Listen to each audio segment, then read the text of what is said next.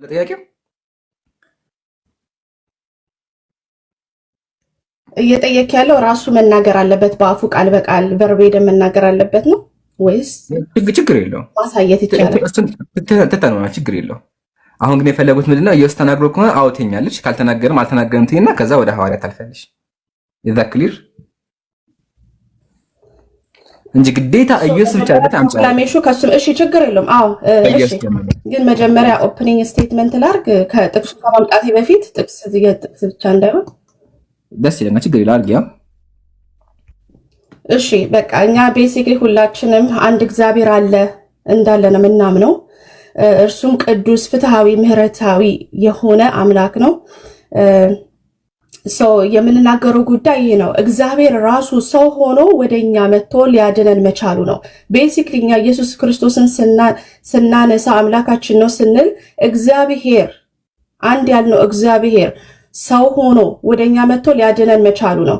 ያ ሰው የሚባለው ኢየሱስ ክርስቶስ ነው። ኦኬ መጀመሪያ ይሄንን ባክግራውንድ ያዙልኝ ማለት ነው።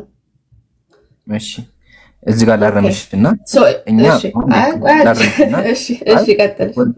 ወደ ጥቅሱ ከመግባት ላረምሽ እና ስብከት ሳይሆን የፈለግነው ማስረጃ ነው። አንደኛ፣ ሁለተኛ ደግሞ አንድ እያወራህ እኮ ነው የሚለው አዳምጪሃል። ኧረ ነው ስሙ።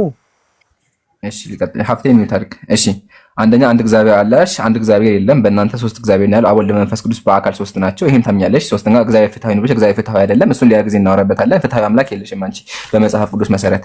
አሁን ወዲያውን ታዩና ወደ ኢየሱስ አምላክነት ነይና ኢየሱስ አምላክ ነኝ ካለ አሳይኝ።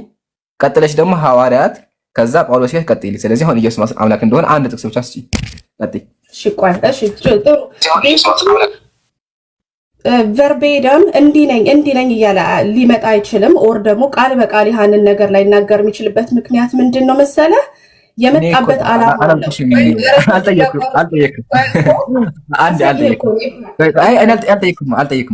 አንዴ ከርዕስ ወጣሽብኝ። አሁን እያልሻለች ኢየሱስ በተራ እናውራ እንጂ አሁን እያልሽ ያለሽ አንቺ ምንድን ነው? ኢየሱስ አምላክ ማለት አይጠበቅበትም። እኔ በቃ ችግር የለውም። ስለዚህ ኢየሱስ አምላክ ነኝ አላለም። አመሰግናለሁ። አሁን ወደ ቀጣይ ነኝና ሐዋርያት ኢየሱስ አምላክ ያለበትን አሳይ። በቃ እንደዚህ ካላችሁ በቃ ይቀር። ለምን መሰለ? አምላክ ነኝ የሚለውን ነገር በሌላ ወርድ መጠቀም ይችላል። ለምሳሌ ከአብርሃም በፊት እኔ ነኝ ሲል አምላክ ነኝ እያለ ነው። ቤሲክሊ የግድ አምላክ ነኝ ቆያ ታዲያ ይብራስ አንዴ ሰይጣን ወደ አንተ ሲመጣ ማለት ነው እኔ ሰይጣን ነኝ ብሎ አይደለም የሚመጣው። ኦኬ ሰይጣን ነኝ ብሎ ሳይሆን የሚመጣው ራሱን በሌላ ነገር ደብቆ ነው። አንተን ግን ራሱን ሊያስመልክህ ይችላል። ሰይጣን ነኝ የግድ ማለት የለበትም። በዛ መሰረት ማለት ነው ኢየሱስ ክርስቶስ አምላክ መሆኑን ካሳየ ከአብርሃም በፊት እኔ ነኝ ካለ እነዚህ ሰዎች አይሁዳውያን ከተረዱት ምን ማለት እንደፈለገ ዳስ በቂ ነው ለኛ ገባ። ምክንያቱም በእኛ መነጽር አይደለም ማየት ያለብን፣ በአይሁዶች መነጽር ነው ማየት ያለብን። ኦኬ እነሱ እኔ ከአብርሃም በፊት እኔ ነኝ ሲላቸው ሊወግሩ ከተነሱ ኦኬ በአይሁድ ምንድነው ባህል ኦር ደግሞ ሃይማኖታቸው መሰረት ማለት ነው ከአብርሃም በፊት እኔ ነኝ ማለት አይቻልም። ቤሲክሊ ምን እያልክ ነው? ከአብርሃም በፊት ነበርኩኝ እያለ ነው። ስለዚህ ለዚህ ነው አንተ ሰው ሆነህ ራስን አምላክ አደረግክ አሉት። ይኸው እነሱ እኮ አምላክ ብለው ጠሩት። ስላልገባቸው ነው እንዴ? ስለዚህ ልቀጥል። አንድ ጥቅስ ከአብርሃም በፊት እኔ ነኝ የሚለው ነው። በቃ ከአብርሃም በፊት እኔ ነኝ የሚለው ጥቅስ ክሊርሊ አምላክነቱን ያሳያል። ከአብርሃም በፊት እኔ ነኝ ማለት ስለማይችል እሺ አረምሽ መጀመሪያ ሰዎቹ አምላክ ነው ብለው አስበዋል አልሽው።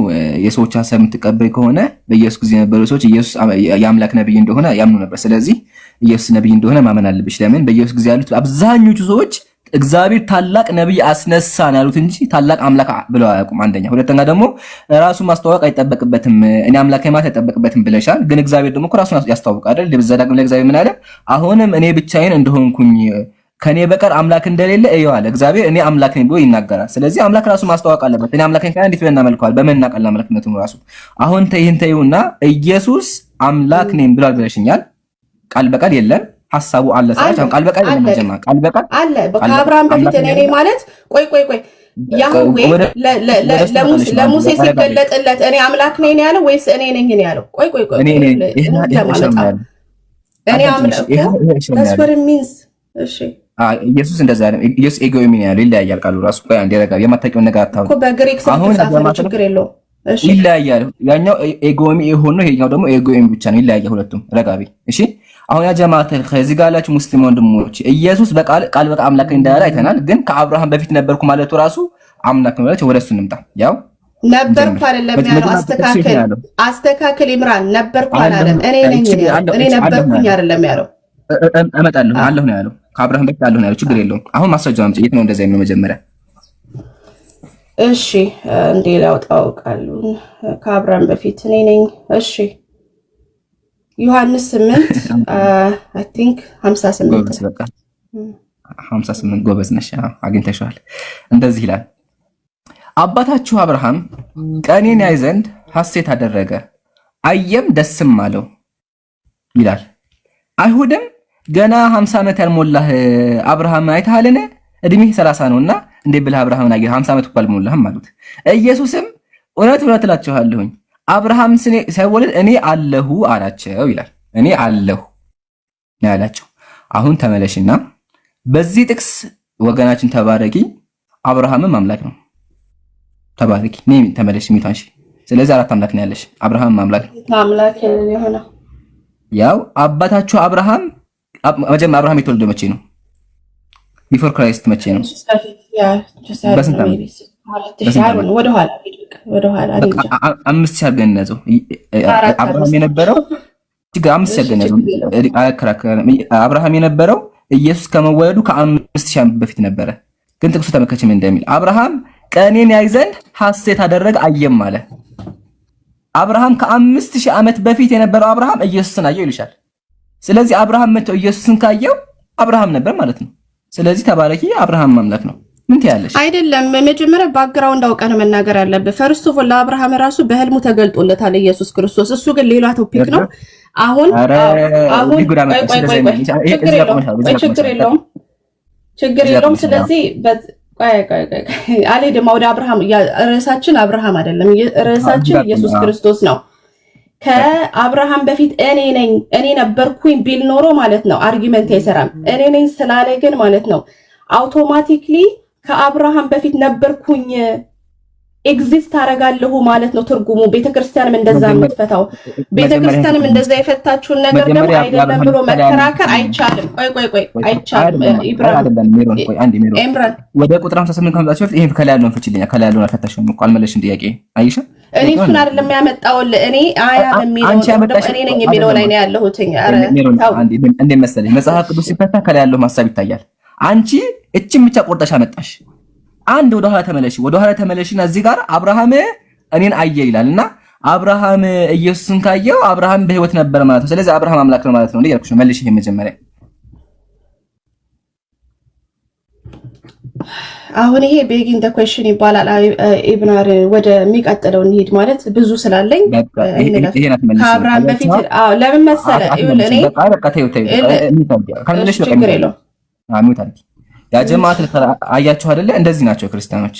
ለምን ይሄን ጥቅስ ከፈቱት አራት አምላክ ይሆንባቸው አብርሃም አምላክ ይሆንባቸው። ስለዚህ ምን አለች? ይሄን ጥቅስ አልፈታውም በቃ። ስለዚህ እንደማትፈቺው ካየች በቂ ነው ሜሮንዬ። ግን ሌላ ጊዜ የመጽሐፍ ቅዱስ ስታመጪ ከላይ ያለውን ማንበብ አለብሽ። ለምን ትዋረጃለሽ እንደዚህ ከሆነ? አሁን አንቺ እቺን ብቻ መጣሽ ቆርጠሽ እቺን ብቻ፣ ግን ከላይ እዛው ላይ አብርሃም አለ ይላል አምላክ ሊሆን ነው። አንደኛ። ሁለተኛ ነይ ተመለሽ። ሁለተኛ ደግሞ ነይና እዚህ ጋር እንደዚህ ይላል ስለ መልከ ጼዴቅ ሲያወራ ዕብራውያን ምዕራፍ 5 ላይ አባትና እናት የትውልድ ቁጥርም የሉትም ይላል። ለዘመኑም ጥንት ለህይወቱም ፍጻሜ የለውም ይላል። መልከ ጼዴቅ በቃ ዘላለማዊ ነው። ለዘመኑ ጥንት ለህይወቱ ፍጻሜ የለውም ይላል። እሺ በጣም አንዱ ወደ አንዱ እየዘለልክብኝ ነው። ለዚህ ነው አይደለም ያልፈለኩት ይባል ያልፈለኩት አንዱ ጋር ወደ ያልፈለኩት ጥያቄ ነገርኩኝ። ጨርስ ጥያቄ። አንቺ ኢየሱስ ከአብርሃም በፊት አለ ስለዚህ አምላክ ነው የምትይኝ ከሆነ እዚህ ጋር ደግሞ መልከ ጼዴቅ በአብርሃም ጊዜ የነበረው መልከ ጼዴቅ ቁጥር የሉትም ለህይወቱ ለዘመኑ ፍጻሜ የለውም ይላል። ስለዚህ ከኢየሱስ በላይ እኮ ነው። ስለዚህ እሱ አምላክ ነው። መልሽልኝ። እሱ አምላክ ነው። አንቺ አሳይለሽ ኦኬ። አንድ ጊዜ ብዙ ነገር አትደራርብብኝ። አንደኛ ስለ አብርሃም እንኳን ብትል ማለት ነው እሱ እያወራ ያለው በአካል ተገልጦ ቀኑን አየሁት እያለ አይደለም። ይሄ እኮ ነው ችግሩ። እኛ ልንተረጉም ስንል ደግሞ አፋችንን ትይዙታላችሁ። ገባ? እሱ እያወራ ያለው ኦኬ የቀኔን ላይ ይፈልግ ነበረ የሚለው ምን ማለት መሰለ? ይህን የማዳን ቀኑን ይናፍቅ ነበረ ለማለት ፈልጎ ነው እንጂ በአካል አይቶታል ማለት አይደለም። ይሄ እኮ ነው ወደዛ መሄድ የማልፈልግበት ምክንያት ለዛ ነው። ወደ ሌላ ቦታ እየወሰድከኝ ነው። ሜሮን ተባረኪ። ያ ማስረጃ ከፈኩልሽ አገዝሻለሁ። ያው በእምነት ለምሳሌ ለምሳሌ ኢምራን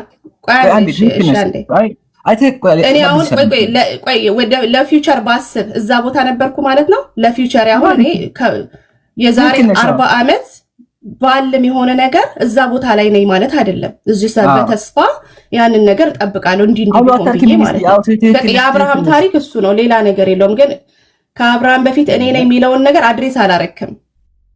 አድሬስ ታሪክ ደስ ይለኛል። ወደ ሌላ ቦታ አትሄዳ፣ ወደ መልከ ጸዲቅ ትሄዳለህ ወይ አብርሃም ትሄዳለህ። እኔ ስለ መልከ ጸዲቅ ላወራ አልመጣሁም። እሺ ችግር የለውም፣ ረጋቢ ችግር የለውም። በተረጋ መመስልና ጥሩ ነው። እኔ ትክክል ነሽ እያልኩሽ ታወሪያለሽ አይደል? ትክክል ነሽ፣ በቃ እስማማለሁ አልኩሽ እኮ። ያው እዚህ ጋርም አገዝኩሽ። ማስረጃ እንደው አንቺ ማስረጃ አልከፈ ዝም ብለሽ ነው ያወራሽው፣ ካለ ማስረጃ ዝም ብለሽ ነው ያወራሽው። እኔ ግን ሙስሊሙ ላግዝሽና መጽሐፍሽ ላይ ራሱ ያው እዚህ ጋር ምን ብሎ አስቀምጠዋል? በእምነት አይን ይላል። አብርሃም ያየው በእምነት አይን ይላል። ትክክል ነሽ። ስለዚህ በእምነት አንዲ ጆሮ እኔ እኮ ዳያሎግ እያደረኩ ስለሆነ ነው ኢምራን፣ እንዲህ ነው የማወራው። እሺ ባይዘው እንትን እንዳትወስደው። በዲያሎግ እኔ እኮ ስታወሪ አዳምጪሻለሁ። እሺ ልቀጥል። አሁን እዚህ ጋር በእምነት አይን ብለን ከፈታን እዚህ ጋር ለምን እንደዛ ብለሽ አፈቺው? አያችሁ ክርስቲያን ችግራቸው ይሄ ነው። ሲፈልጉ ከላለው እነሱ ወጣውን ሲያስገባባቸው ምን ይላሉ? እዚህ ጋር እኮ ትርጉም አለው ይላችኋል። እሺ ይሄን ለምን በዛ ተፈቱም ስንላቸው ደግሞ አይ አይደለም ይላሉ። ይሄ ማለት ምንድነው? ለኛ ሲሆን ቅዱስ ለእናንተ ሲሆን እርኩስ ማለት ነው። ለአብርሃም ሲሆን እርኩስ ይባላል፣ ለእንትና ደግሞ ሲሆን ቅዱስ ይሆናል ማለት ነው። አያችሁ አይደለ? ችግራችሁ ይሄ ነው። አሁን ወገኔ ምንድን ያመጣችሁ ማስረጃ ከአብርሃም በፊት ስለነበረ አምላክ ነው አልሽኝ። ይሄ ያንቺ ሐሳብ ነው።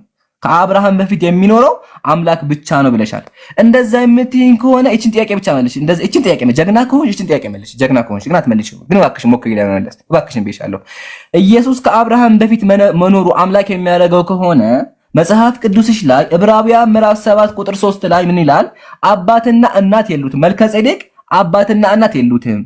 እሺ የትውልድ ቁጥርም የሉትም። ለዘመኑ ፍጻሜ ለህይወቱ ፍጻሜ የለውም ማለት መልከጼዴቅ መልከጼዴቅ በአብርሃም ጊዜ የነበረ ሰው ነው። ግን በአብርሃም ጊዜ እንኳን ቢሆን ምን አለ? ለህይወቱ ፍጻሜ የለውም፣ ዘላለማዊ ነው አለ። ስለዚህ መልከጼዴቅ ከአብርሃም ጀምሮ እስካሁን ድረስ በህይወት አለ ማለት ነው።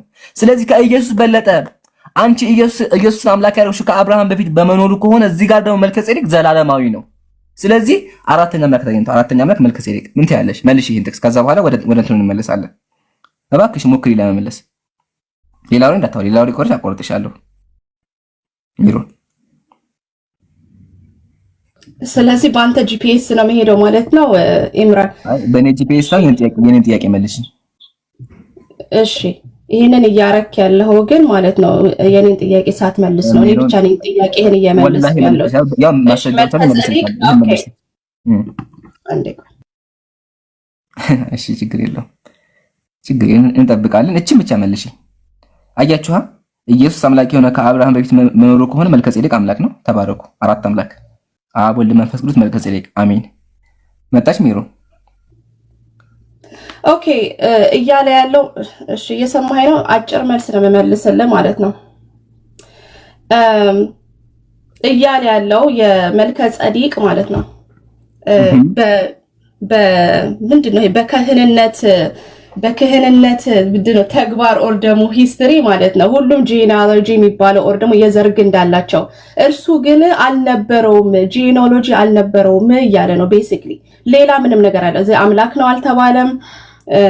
እግዚአብሔር የሚሰራውን ነገር ሰራ አልተባለም። ስለዚህ ሁለቱን አምጥተህ ማወዳደር ልክ አይደለም። መልከጼዴቅም ራሱ አዲስ ኪዳን የተነሳበት ምክንያት ምንድነው? ኢየሱስ ክርስቶስን ሪዜምብል ስለሚያደርግ ነው።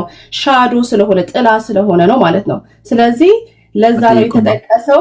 በቃ አዎ ጂኒኦሎጂ ስለተጠቀሰ ነው። በቃ ዘር ግንዱ ስለተጠቀሰ ነው። ስለዘሩ አላወራሁም። ስለዘሩ ጨርሻለሁ። ወደሚቀጥለው አትመልሽም ከዚህ በኋላ ለምን? ከባድ ጥቅስ ስላለ አያችሁ አይደል ጀማ። አሁን ያልኩት ራሷን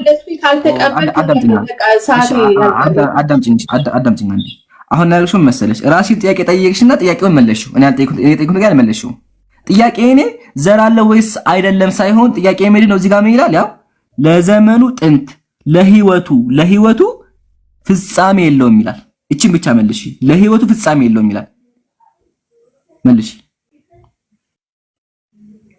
ስለዚህ ዘላለማዊ ነው ማለት ነው መልከጼዴቅ። መልስ ጥያቄ ይሄ ነው። ለህይወቱ ፍጻሜ የለውም ይላል። በአብርሃም ጊዜ ነበር የነበረው፣ ግን ደግሞ ለህይወቱ ፍጻሜ የለውም ከተባለ ከኢየሱስ ይበልጣል። ኢየሱስ ከአብርሃም በፊት ነበር፣ ግን ደግሞ የተወለደው ከ2000 በኋላ። በአንቺ ሐሳብ ከሄደ ግን መልከጼዴቅ እስካሁን ነበር። መልሺ፣ ግን መቼም አትመልሺው። ከመለሺው አራት አምላክ ነው ሌሎች ነው፣ አብ ወልድ መንፈስ ቅዱስ፣ መልከጼዴቅ አራት አምላክ። መልሽልኝ። አትመልሺው። በቃ ተይው። እሺ አንተ አውርተህ አንተ እንዳትጨርሰው ማለት ነው። አንድ ነገር ስናወራ እየጠራሁሽ ነበርኩ፣ መልሼ ያልኩሽ ነበርኩ። እስካሁን ለህይወቱ ፍጻሜ የለውም ማለት ምን ማለት ነው? ሪኮርድድ የለውም ማለት ሪኮርድድ የሆነ ጂኦኖሎጂ የለውም። ኢሞርታሊቲውን ህይወቱ እኮ ነው የሚለው እንዴ። ጤነኛ ነሽ ሜሮን? ከይቅርታ ጋር ኦኬ። ፍጥረት አባቱንም እናቱንም ኦር ደግሞ የሱን የውልደት ስቶሪ እየሰጠ አይደለም። ከዚህ አንፃር ነው ጥያቄ እሱ አይደለም። እኔ ጥያቄ ይዘራለው አይደለም ማለት ጥያቄ እዚህ ጋር ለህይወቱ ፍጻሜ የለውም ይላል። እቺን ብቻ መልሺ እኮ ዕብራውያን ለምንድን ነው ይሄን የጻፈው ብላችሁ እኮ አንደርስታንድ ማድረግ ኦኬ። እንደዛ ካልተረዳችሁ ደግሞ ማለት ነው ይላችሁ ችግሩ እኮ ይሄ ነው። የኛ መጽሐፍ ቅዱስ ምን ለማለት ፈልጎ ነው የሚለውን ነገር ስለማትረዱ የራሳችሁን ኢንተርፕሪቴሽን እየሰጣችሁ ነው። እኔ አሁን ሳስረዳችሁም እየሰማችሁ አንዴ አዳምጪ። ጥያቄያችን አሁን ያክሻልሽ መሰለሽ ፖለቲካ እየሰራሽና የራስሽን ጥያቄ መልሽ ነው። ፕሊስ የኔን ጥያቄ መልሽ። የኔ ጥያቄ ዘር አለ ወይስ አይደለም የለውም ሳይሆን ጥያቄ እዚህ ጋር ለህይወቱ ፍጻሜ የለውም ይላል። ምን ማለት ነው? እቺ መልሽ። የመጨረሻ ጥያቄ። ከዚህ በኋላ ካልመለሽ አልከራከርሽም። ወደ ቀጣይ ነው የማልፈው። በቃ መልስ የለኝም ለሱ። ሙቭ ኦን እናድርግ። ሃሌሉያ። ምክንያቱም በቃሽ መልስ የለሽም። ስለዚህ መጽሐፍ ተማሪ በቃ ችግር የለውም። አሁን ተመለሽ። እዚህ ጋር ደግሞ ጨርሻለሁ። 3 ጥያቄ መልሻለሁ። ወደ እኔ ጥያቄ ልሂድ። አሁን ወደ ጥቅሱ እንመለስና እሺ አብኪ ሐሳብ አለው። አንዴ አብኪ ቀጥል። ከዛ እናንቺ እንቀጥላለን። ነው አንተ ብቻ ዲያሬክት መታረቅ ኮንቨርሴሽን ከሱ ጋር ነው የምትቀጥለው። አይ አንድ ነገር ስትናገሪ ትንሽ ሸከከኝና ስለደበረኝ ነው በመሃል የሚገባው። ተሳስታ ነው ወይስ ምንድን ነው የሚለው? ምን አልሽ መሰለሽ ሜሮን? አይሁዶች እንደውም ተረድተውታልና እንደ አይሁዶች ነው የምንረዳው አልሽ። ዓለም ላይ እንደ አይሁድ ኢየሱስ ክርስቶስን የማይረዳ ፍጥረት አለ? ከምን አንፃር ነው? ዮሐንስ ወንጌል ምዕራፍ 3 ቁጥር 3 እንክፈትልኝማ። እሺ ከምን አንፃር እንዳልኩም ደግሞ አንደርስታንድ። ቆይ እዚህ ጋር ተመልከችው። አሁን የሚያወጣልሽ ጥቅስ ላይ ዮሐንስ ወንጌል ምዕራፍ 3 ቁጥር 3 እንክፈትልኝ ብሩ ከተመቸ ተመልከቱ። እንግዲህ እዚህ ጋር ኒቆዲሞስን ነው የሚያወራው። ትልቅ መምህር ነው፣ አይሁድ መምህር ማለት ነው። ኢየሱስ ምን ይለዋል መሰለሽ? እውነት እልሃለሁ ሰው ዳግመኛ ካልተወለደ በቀር የእግዚአብሔር መንግስት ሊያይ አይችልም ማለት ኢየሱስ ነው ተናጋሪው። ኒቆዲሞስ ትልቁ መምህር፣ የሁሉም የአይሁዶች መምህር ምን አላቸው? ሰው ከሸመገለ በኋላ እንዴት ሊወለድ ይችላል አለ። ያ አይምሯቸው እንዴት ደካማ እንደሆነ ኢየሱስ እንዴት አይረዱትም። ሊትራሊ ማለት ነው። እንዴት ሁለተኛ ወደ እናቱ ማህፀን ገብቶ ይወለዳል? ምን እያለ ነው ይሄ ሰው እያለ። በተመሳሳይ ደረጃ ዮሐንስ ወንጌል ምዕራፍ እዚህ ጋር ገብቶሻል አይደል? ኢየሱስ ስለ መንፈሳዊ ውልደት እያወራ እነሱ ግን ስለምንድን ነበር እያወሩ የነበሩት? ስለ አካላዊ ነገር ነው እያወሩ የነበሩት። ይሄ የዮሐንስ ወንጌል ላይ 1001 ቦታ ላይ ተቀምጦልሻል። በጣም ብዙ ቦታ ላይ ማለት ነው። ኮዝ ለምንድን የተቀመጠልሽ እንድታቂው ማለት ነው። አይሁዶች ምን ያህል ሚስ አንደርስቱድ እንደሚያደርጉት ማለት ነው ኢየሱስ ክርስቶስን። በተመሳሳይ ደረጃ ዮሐንስ ወንጌል ምዕራፍ 8 ቁጥር 58 ላይ ከ56 ጀምሮ ስንሄድ ማለት ነው ቁጥር 57 ላይ አይሁድ ገና 50 ዓመት ያልሞላ አብርሃምን አይተሃል ብለው እንትን አሉበት። ኢየሱስ 56 ላይ ቀደም ይምሩ አንስቶታል። ያው ለሌላውም ሰው እንዲያደምጠው ነው። ኢየሱስ ግን 56 ላይ ምን ብሏቸዋል? ነገሩ ስለ ፊዚካል እንደማይናገር አባታችሁ አብርሃም ቀኔን ያይ ዘንድ ሐሴት አደረገ አየም ደስ አለውም ብሎ ነግሯቸዋል። ሊትራሊ በኤግዚስተንስ አድርጎ አይደለም አብርሃም ያየው። እያወራ ያለው ስለምንድን ነው? ስለ ሐሳባዊ ወይም ምናባዊ እንትን ነው። ከዛ ምን አላቸው? እነሱ ግን ምን አሉ? እንዴ ገና 50 ዓመት ያልሞላ አብርሃምን አይተሃል አሉታል። ከዛ ኢየሱስ ክርስቶስ ሞር ክላሪፋይ ያደረገና እንደውም ይክፋቸው አላቸው። ምን አላቸው? እውነት እውነት እላቸዋለሁ አብርሃም ሳይወለድ እኔ ያለው አላቸው። የመልከ ጸዲቅን አርጊመንት አነሳልሽ፣ መልስ መስጠት አልሻችም። ስለዚህ ያው አይ ቲንክ ይበቃል። ይሄንን ፖይንት ላንሳ በሚለው ነው። ተሳስተሻል ነው። አይሁዶች ይረዱታል፣ እንደነሱ ነው የምንረዳው ማለት አትችይም አንቺ። ሶሪ ይገባቸዋል አይደለም እኮ እናንተ እኮ እየገባችሁ አይደለም። ምን ማለት ነው? ኦኬ ሚስ አንደርስቱድ አያደርጉትም ብዬ እኮ አይደለም ክሌም ያደረኩት። በዛ ሰዓት ግን እንደዛ እንደማይባል ያውቃሉ። ማንም ሰው እኔና አብ አንድ ነን ሲል እኔ ከአብርሃም በፊት እኔ ነኝ ሲል ጥቅሶች አይደለም እየዘለሻችሁ ቀረ በአላህ እንዲረጋብ እንዴ ጥቅስ መዝለለም አይደለም። እዚህ ጋር ጨረሳ እንዴ መመለስ እንዲመልስ ልትፈቅድልኝ ይገባል። አለዛ መመለስ አቤት ጋር አይደለም። አንዴ ቆይ አሜሮን የፕሊስ ያለ እሺ፣ ችግር የለም። ላንተ ነው እየመለስኩ ያለው ችግር የለውም። ግን አንዴ ልንደማመጥ ይገባል። አለዛ ሳወር 15 ሰከንድ አትሊስት ማሰጠኝ ከሆነ ቦርድ ይሻላል። ለምን መሰለህ ወዴትም እየሄድን አይደለም። አትሊስት እኔ ምን ሪስፖንድ እንዳደረግ ጊዜ መስጠት አለበት። እሺ አውዲያ ላይክ እየተናገራችሁ ግን እኔም ሪስፖንድ ማድረግ ካልቻልኩኝ ጥቅም የለውም።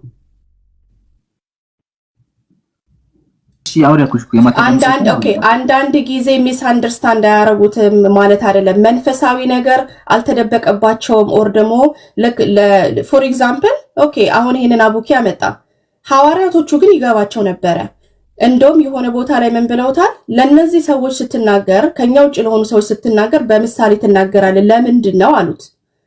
ሲሉት ጊዜ ለእናንተ የእግዚአብሔርን መንግስት ታውቁ ዘንድ ስልጣንን ተሰጥቷችኋል፣ ለነሱ ግን እንደዛ አይደለም ይላቸዋል። ስለዚህ አቡኪ አሁን ያመጣው ነገር ምንድነው? መንፈሳዊ መረዳትንና መንፈሳዊ የማይረዱ ሰዎችን አምጥቶ ታዲያ እንደ አይሁዶቹ መረዳት ካለብን እንዴት ነው የሚሆነው ብሎ አመጣ። የማይገናኝን ነገር ማለት ነው። እኔ በዛ መልክ እያልኩኝ አይደለም። ኦኬ አሁን የተነገረው ያላረምሽና ፖይንቴ ጭራሽ አቡኪ ካለው ጋር አይገናኝም። ችግር የለም። ሰበር ዜና ሐዋርያት ኢየሱስ ሰበር ዜና ኢየሱስ ሐዋርያት ኢየሱስ አምላክ እንደሆነ አልገባቸውም ነበር።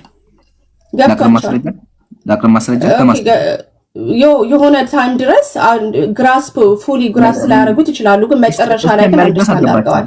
እስከሚያድርስ አልገባቸውም። እስከሚያድርግ በህይወት እያለ ገብቷቸው ያውቅም ኢየሱስ አምላክ ነው የሚለው ሐዋርያት ኢየሱስ በህይወት እያለ ገብቷቸው አያውቅም። ወደ ሌላ ርዕስ ሄደን እሺ ችግር የለውም። አንቺ ሐዋርያት ኢየሱስ አምላክ እንደሆነ ገብቷቸዋል አልሽ። ውሸት ነው። ሐዋርያት ኢየሱስ አምላክ እንደሆነ አልገባቸውም። በትምህርቱም አልገባቸውም። መንፈሳዊ ነገር ነው ያወራሁት። እሱም አልገባቸውም። ላሳይሽ ነው የመጽሐፍ ቅዱስ መዝገበ ቃላት ችግር ነው። ማስረዳ በቃ ዝም ልበልህና አንብቢ። አንቺ አንብቢ። አንብበው ችግር የለውም። ይምራል በቃ አታነቢ ነው አንብብልሽ።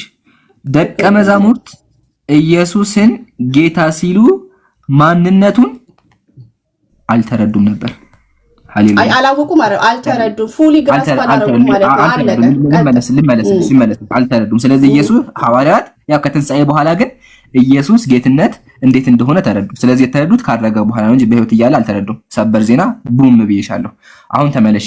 ሐዋርያት ይገባቸው ነበር ብለሽኛል። ግን ርዕሳን ቀይር። አንዴ ርዕሳን ቀይር። ሐዋርያት ኢየሱስ ያስተምር አይገባቸውም ነበር። ወደ ሀታ እንትኖች ጆሾችም አይሁዶችም አይገባቸውም ነበር። በኋላ ግን ኢየሱስ ለሐዋርያት ብቻ ጠርቶ ያስተምራቸው ነበር። እነሱ ራሱ አይገባቸውም ነበር። ተይው እሱን። አሁን ቢፎር አብርሃም የሚለው ሐሳብ አያስኬድሽም። መትቼብሻለሁ። ተመቶብሻል። ሌላ ጥቅሳለሽ ኢየሱስ አምላክ ነው የሚል እሺ ደላስቷን ይሆናል ማለት ብዙ አለኝ። ነገር ያው ከጊዜ አኳያና ካንተ አኳያ ማለት ነው አሳጥሬ እንዳደርገዋለሁ። ለምሳሌ ኢየሱስ ክርስቶስ አባቴ ይሰራል እኔም እሰራለሁ ብሏል። አባቴም ይሰራል እኔም እሰራለሁ ብሏል። እንዴት ነው አንድ ነብይ ኦር ቀጥሎ ደግሞ ወልድ የሚሰራው አብ ሰራየው ነው ይላል። ከራሴ ስራ መስራታችን አባቴ ያሳየኝ የሚሰራው ነው ይላል። እሺ በቃ ስለምታቀንት ስለትኛው ተጽፋው ያወራው ብዙ ጥቅሶች ላይ አለ። ማቴዎስ ላይማ ብዙ ጥቅሶች ላይ አለ። እኔ አይደለም ስለ ስፔሲፊክ ጥቅስ ነው ያወራሁትኛ። ቦታውን ተናገሪ። እኔ ኩርስ አስጨርሰኛ ሲያስጨርሰኝ ስለ አንድ ጥቅስ ነው ያወራሁት። ማስረጃ እሺ ዮሐንስ 5:17 ላይ አሁን ቀጥ አስረጅ። ኢየሱስ ክርስቶስ በምኩራብ በሰንበት ቀን ነው ቲንክ አገልግሎትን እየሰጠ የማይፈቀድን ነገር እያደረገ እንዴት እንደዚህ ታደርጋለህ ብለው ሲጠይቁት እሱ ምን አላቸው? አባቴም ይሰራል እኔም እሰራለሁ አላቸው። ኦኬ አባቴ ይሰራል እኔ እሰራለሁ ማለት ምን ማለት ነው? እግዚአብሔር አያርፍም። ኦኬ እኛ ሰዓት አለን እንጂ እኛ 7 ቀን ቢኖረን ለሰዎች ቀንን እንዲያርፉ ሰጥቷል፣ ሰንበትን። እርሱ ግን ሁልጊዜ ይሰራል። ምን ማለት ነው? ሰማይን ምድርን ኦብቪየስሊ ካረፈ ማለት እንደነሱ ምንም ማይሰራ ከሆነ ሰማይና ምድር አትቆምም አይደል? ስለዚህ እግዚአብሔር ሁልጊዜ አክቲቭ ነው። አክቲቭ ስለሆነ እኔም እንደርሱ አክቲቭ ነኝ እያላቸው ነው ቤሲክሊ። ለዛ ነው ቆይ ልጨርስ። አሁንም ሰበር ዜና አለኝ። እነሱ በሰንበት ተከልክለዋል አልተከለከሉም? ኢየሱስ ይሮታል፣ ሰንበትን ይሮታል ኢየሱስ። አዳምጪኝ አንዴ። ሰበር ዜና ምንድን ነው? አንቺ ባመጣሽው ጥቅስ ራሱ ኢየሱስ አምላክ እንዳልሆነ ያሳያል። አንቺ ባመጣሽው ጥቅስ ራሱ ሰንበት አይሁዳውያን ያከብራሉ፣ በሰንበት ስራ ይሰሩ ነበር። ወለሃታ ኢየሱስ የፈወሰው ሰው ምሳሌ አልጋውን ተሸከም ሲለው ተቆጥቶት ነበር። አልጋ ተሸከም ነበር፣ እነሱ ይከለክሉ ነበር። ግን ኢየሱስ እሱን ሕግ ሻረውና እሰራለሁኝ አላቸው። እንቀጥል። እንግዲህ ሰንበትን ስለሳረ ብቻ አይደለም፣ ነገር ግን ደግሞ ራሱን ከእግዚአብሔር ጋር አስተካክሎ እግዚአብሔር አባቴ ስላለ፣ ስለዚህ አይሁድ ሊገሉት አብዝተው ይፈልጉት ነበረ። ስለዚህ አሁን ያጀማ ሰበር ዜና አዳምጡ። ስለዚህ ኢየሱስ መለሰ እንዲህም አላቸው። ሃሌሉያ! ምን አለ ኢየሱስ? እውነት እላችኋለሁ አብ ሲያደርግ ያየውን እንጂ ወልድ ከራሱ ሊያደርግ ምንም አይችልም። ሃሌሉያ! ምንም ማድረግ አይችልም ኢየሱስ። የሚያደርገውን ሁሉ ወልድ ደግሞ ይህን እንዲሁ ያደርጋል። አብ ወልድን ይወዳል፣ የሚያደርገውን ሁሉ ያሳየዋል። አምላክ ለኢየሱስ ያሳየዋል፣ እናንተም ትደነቁ ዘንድ ከዚህ የሚበልጥ ስራ ያሳየዋል አምላክ። እሺ እንቀጥል እያለ ይቀጥላል። ከዛ በኋላ ሰዎች ሁሉ አብን እንደሚያከብሩ እያለ ይቀጥላል። ስለዚህ አንቺ ባመጣሽው ጥቅስ ራሱ እዚህ ጋር ኢየሱስ የሚሰራው ከራሱ ሳይሆን አምላኩ እንዳሳየው ነው። ቡም ጨርሻለሁ። ያ ጥቅስ አለሽ? እኔም ቆይ አሁን ራስን ነው ዲቫንክ ያደረከው እዚህ ጋር። ለምን እንደሆነ ታውቃለህ? አንቺ ራስን ዲቫንክ ያደረግሽው። ቆይ ልነግርህ ነው እንዴት እንዳደረግክ ማለት ነው። ንገሪኝ። ወልድ አብ ሲያይ ያደረገውን ነው የሚያደርገው አለ። ምንድን ነው አያየው? እና ቆይ ስማ ነቢያት የሰሙትን ነው። ቆይ ለምን ታቋርጠኛለህ? ይኸውላችሁ ሲያቋርጠኝ አልጨመርኩም። ስማ ጥቅሱ እንደዛ አይልም አሉ። የእግዚአብሔር ቃል አጨም ጥቅሱ እንደዛ አይልም። ስሚኝ እንጂ ጥቅሱ እንደዛ አይልም። በትክክል አንብዩ። እንዴ እያቋረጥከኝ ነው ታዲያ የምመልሰው? አው እንዴ ይሄ ከባድ ነገር መጽሐፍ ምሳሌ ምንድን ነው የሚለው? እንዳይዘልፍ ሐሰተኛነቱ በቃሉ አጨም ይላል። ትልቅ ኃጢአት እየሰራሽ ስለዚህ ላረመሽ ብዬ ኃጢአት እንዳትሰሪ መጨመር የለብሽም። ቀጥይ።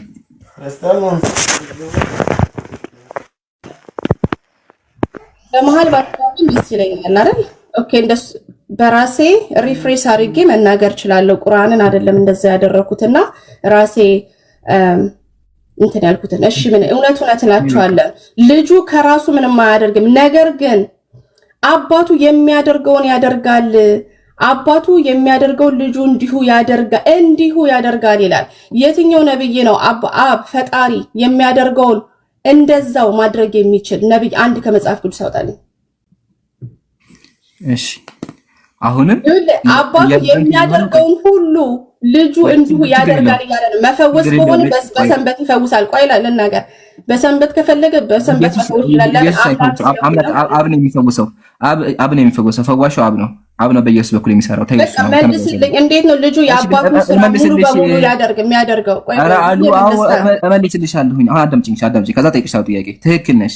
ኢየሱስ ይፈውሳል። ግን ደግሞ በኢየሱስ ውስጥ የሚፈውሰው ማን ነው ካልን አብ ነው። ምሳሌ ሙሴ ባህሩን ከፍሏል። ግን በሙሴ ባህር የከፈለው ነው እግዚአብሔር ነው። ሙሴ ባህሩን የከፈለው እንደዚሁም ደግሞ ባህር ከፈለ አይደለም የሚለው ሁሉ መፍጠርንም እኮ ነው። ቆይ ሁሉ ማለት አንጻራዊ አይደለም። አይጨምርም። አንጻራዊ ነው። ሁሉ አንጻራዊ ነው ብሎ መጣያችሁ አይደል? ወይ ላሳይሽ በረጋቢ ስታንድ ረጋቢና ላሳይሽ። ስለዚህ ኢየሱስ መለሰ እንዲህም አላቸው፣ እውነት እላችኋለሁ አብ ሲያደርግ ያየውን እንጂ ወልድ ከራሱ ላደርግ ምንም አይችልም። ጥያቄ ኢየሱስ ከአብ ካየው ውጭ ማድረግ ይችላል? ኦኬ ፈርስት ኦፍ ኦል እንዴት ነው ያየው? ንገረኝ። የት ነበር? እነግርሻለሁ። እንዴት እንደማይነግርሻለሁ። ስለሚለያይ ቆይ እየተደማመጥን ማየት ይለያያል። እዛ ከአብ እንደማይነግርሻለሁ አሉ መጀመሪያ ካልነበረ እንዴት ነው ያየውን ያደርጋል? ይሄን ካልመለስ የትም አልሄድም። አይ አይደል? አይመልስልኝም። እሺ መጀመሪያ ይሄን ጥያቄ መልሽልኝ መጀመሪያ። ከዛ ወላሂ መልስልሻለሁ፣ ችግር የለውም። ወላሂ መልስልኝ። የትኛው መልስልኝ? የትኛው አዳምጪሽ መጀመሪያ። ጥያቄውን እራሱ አልሰማሽም እኮ የትኛውን ትለኛለች? ሰማ አብ ያደርግ ያለውን ሁሉ ወልድም ያደርጋል የሚለውን የጠየቀው ልመልስ። አንድ ጥያቄ እሱ አልነበረም። አይሻ አታዳምጪ። በጣም ያሳዝናል። ጆሮሽን ይጠቀምሽ አይደለም። አይ ሜሮን እሺ አሁን አዳምጪ። እንደዚህ ቀጥል። ፓኒክ አታርግ። ኦኬ ፓኒክ እያረክ ነው። ችግር የለውም። ፓኒክ ያሻለሽ አንቺ ልጅ። ምክንያቱም ነቢያት ይሰማሉ ብቻ ነው የምትሉት እናንተ። ነቢያት መስማት ብቻ ነው የምትሉት። ኢየሱስ ግን እያየ ነው እያለ ነው። እሺ ኧረ ኢየሱስ ቀጥል። ይሄው ምን ታረጋለህ? ጠይቅ። በቃ ጥያቄ አሚወት አታቂ። ጥያቄ ነው የጠየኩሻለሁ። ለምን አጋጥኝ? ጥያቄ ነው የጠየኩት። ጥያቄውን መልሽ። እሺ እደግመዋለሁ። እውነት እላችኋለሁ አብ ሲያደርግ ያየውን እንጂ አብኪቶስን እዛ አስቀምጥልኝ። እሺ አብ ሲያደርግ ያየውን እንጂ ወልድ ከራሱ ሊያደርግ ምንም አይችልም ይላል። ጥያቄ ኢየሱስ ከአብ ካየው ውጭ ማድረግ ይችላል? አይችልም። ኦፍ ኮርስ በቃ ተባረክ። በቃ አብና ወልድ መንፈስ ቅዱስ አንድ ናቸው። እዚህ ጋር ህብረታቸውን ነው የሚያሳየው። አብ ይችላል። አብ በራሱ ማድረግ ያሳይሻል። አብ በራሱ ማድረግ እንደሚችል ያሳይሻለሁ። አሁን እዚህ ጋር ቁሚ። ስለዚህ አጀማ ኢየሱስ ከአምላክ ካየው ውጭ ማድረግ አይችልም። እንቀጥል። ያ የሚያደርገውን ሁሉ ወልድ ደግሞ አሁን እንዲሁ ያደርጋል። ችግር የተስማማን። አብ ወልድን ይወዳልና የሚያደርገውን ሁሉ ያሳየዋል። ሚውታንሽ እዚህ ጋር ነው ጥያቄ። የሚያደርገውን ሁሉ ያሳየዋል። እንዴት ነው ያየው? ንገረኝ። ችግር የለውም እመልስልሻለሁ። ኢየሱስ እንዴት እንደሚያመልስልሻለሁ ችግር የለውም። ግን መጀመሪያ ይሄን ጥያቄ መልሽ። እየጠየቅኩ ያለሁት እኔ ነኝ፣ ጠያቂው እኔ ነኝ። እሺ ስለዚህ አዳምጪ። ያሳየዋል ይላልና የሚያሳየው ማን ነው? አብ አባቱ። ልክ አባት አንተ ልጅህን እንደምታሳየው ማለት ነው። በቃ ተባረክ። በቃ ስለዚህ ሰምታችኋል። ልጅ አባት ልጁን እንደሚያሳየው በቃ ስለዚህ ልጅ ደካማ ስለሆነ አባት ያሳየዋል። ሃሌሉያ። ደካማ ስለሆነ አይደለም፣ በተፈጥሮ አንድ ናቸው። እንቀጥል። እናንተ ኦኬ። አይ ምናል አፉ በለኝ። እሺ ያሳየዋል ማለት እንደ ደስ እንዳይለሽ። እሺ ሚሪ ማየት ማለት ይሄ ትምህርት ነው። እሺ ምክንያቱም ዮሐንስ ወንጌል ምዕራፍ 14 ትምህርት ነው የሚታየው። ላሳይሽ እኮ በጣም ይቅርታ መሀል ስለገባው በጣም ይቅርታ፣ ግን አልገባም። ዮሐንስ ወንጌል ምዕራፍ 14 ቁጥር ስንት ላይ መሰለ? 7 ምናምን እስቲ አድርግልኝ። አሳየትና ከዛ ወደ ጥቅሱ እንመለሳለን። እሱን ማየትም ብቻ ነው የማወራው። ኦኬ እኔም ብታውቁኝ ደግሞ አባቴን ባወቃችሁ ነበር አለ። ከአሁንም ጀምራችሁ ታውቁታላችሁ አይታችሁትም አላለ። አይታችሁታል ሲል አብን አይተውት ነው። እዚህ ጋር ሜሪ አብን አይተውት ነው። ስለዚህ ከፍ አድርገው ይላችሁ ከጥቅስ ወደ ጥቅስ ባንሰል ጥሩ ነው አይደለም? ቆይ ቃል ላይ ነው እያወራን ያለን። እኔም ብታውቁኝ አባቴን ደግሞ ባወቃችሁ ነበር አለ። እሺ ከአሁንም ጀምራችሁ ታውቁታላችሁ አይታችሁትም አላለ። አብን አይተውት ነው። ራሱና ኢየሱስ ክርስቶስ አብን ኢየሱስ አብ ነው። ኢየሱስ አብ ነው ያዩት። አብን ነው አባቴን ነው ያለው እኮ። አብን ያየ እኔን አየ አባቴን ነው የሚለው። ቆይ አብን ያየ አብን አይተውት ነው። ጥሩ አብን አየ ማለት አብን አየ ማለት ነው። አብን አይተውት ነው ወይ? እሺ እንደዛ ከሆነ አውጣልኝ። ዮሐንስ ወንጌል አንዴ ይምሩዬ ላስቸግራው ነው። ዮሐንስ ወንጌል ምዕራፍ 5 ቁጥር 46 አንዴ ችግር የለውም። አንድ ጊዜ ችግር የለውም። ዮሐንስ ሙሴን ብታምኑ እኔም ባመናችሁ ነበር አለ። ምን ማለት ነው? ምን ማለት ነው? ሙሴ ስለሱ ስለሚናገር ኦብቪየስሊ ሙሴ አየሽ አሁንም በቃና በቃ ሙሴ የምታምኑ እኔም ባመናችሁ ነበር። የማየት የሚለውን ነገር ግን አልመለስክም። ስለ እምነት መጣን እኮ አሁን እምነት ላይ ተመሳሳይ ነገር ነው። አሁን እዚህ ጋር ሙሴን ብታምኑ ማለት እኔን አመናችሁ ማለት ሙሴ የሚናገረው ኢየሱስ የተናገረው ራሱ ንግግሩ አይደለም። ተግባባ? ምንድነው ማለት ነው? ስለሱ የተናገረው ነገር የሆነ ነገር አለ ነው። አሁን እዛ ጋርም ስንመለስ ወደኋላ ማየት የሚባለው ነገር በአጭሩ ሊትራል ማየት አይደለም። ተግባባ? መስማት ነው። ምክንያቱም ከአብ እየሰማ ይናገር ነበር። ከአባቴ የሰማሁትን እያለ ነው ብዙ ጊዜ የሚናገረው። ስለዚህ ይሄን ለማለት ነው። ይቅርታ ይምሩ ቀጥል። አፎን ጀዛከላህ። ተመሳሳይ ጥቅሶችን ከመጽሐፍ ቅዱስ ማሳየትም እንችላለን።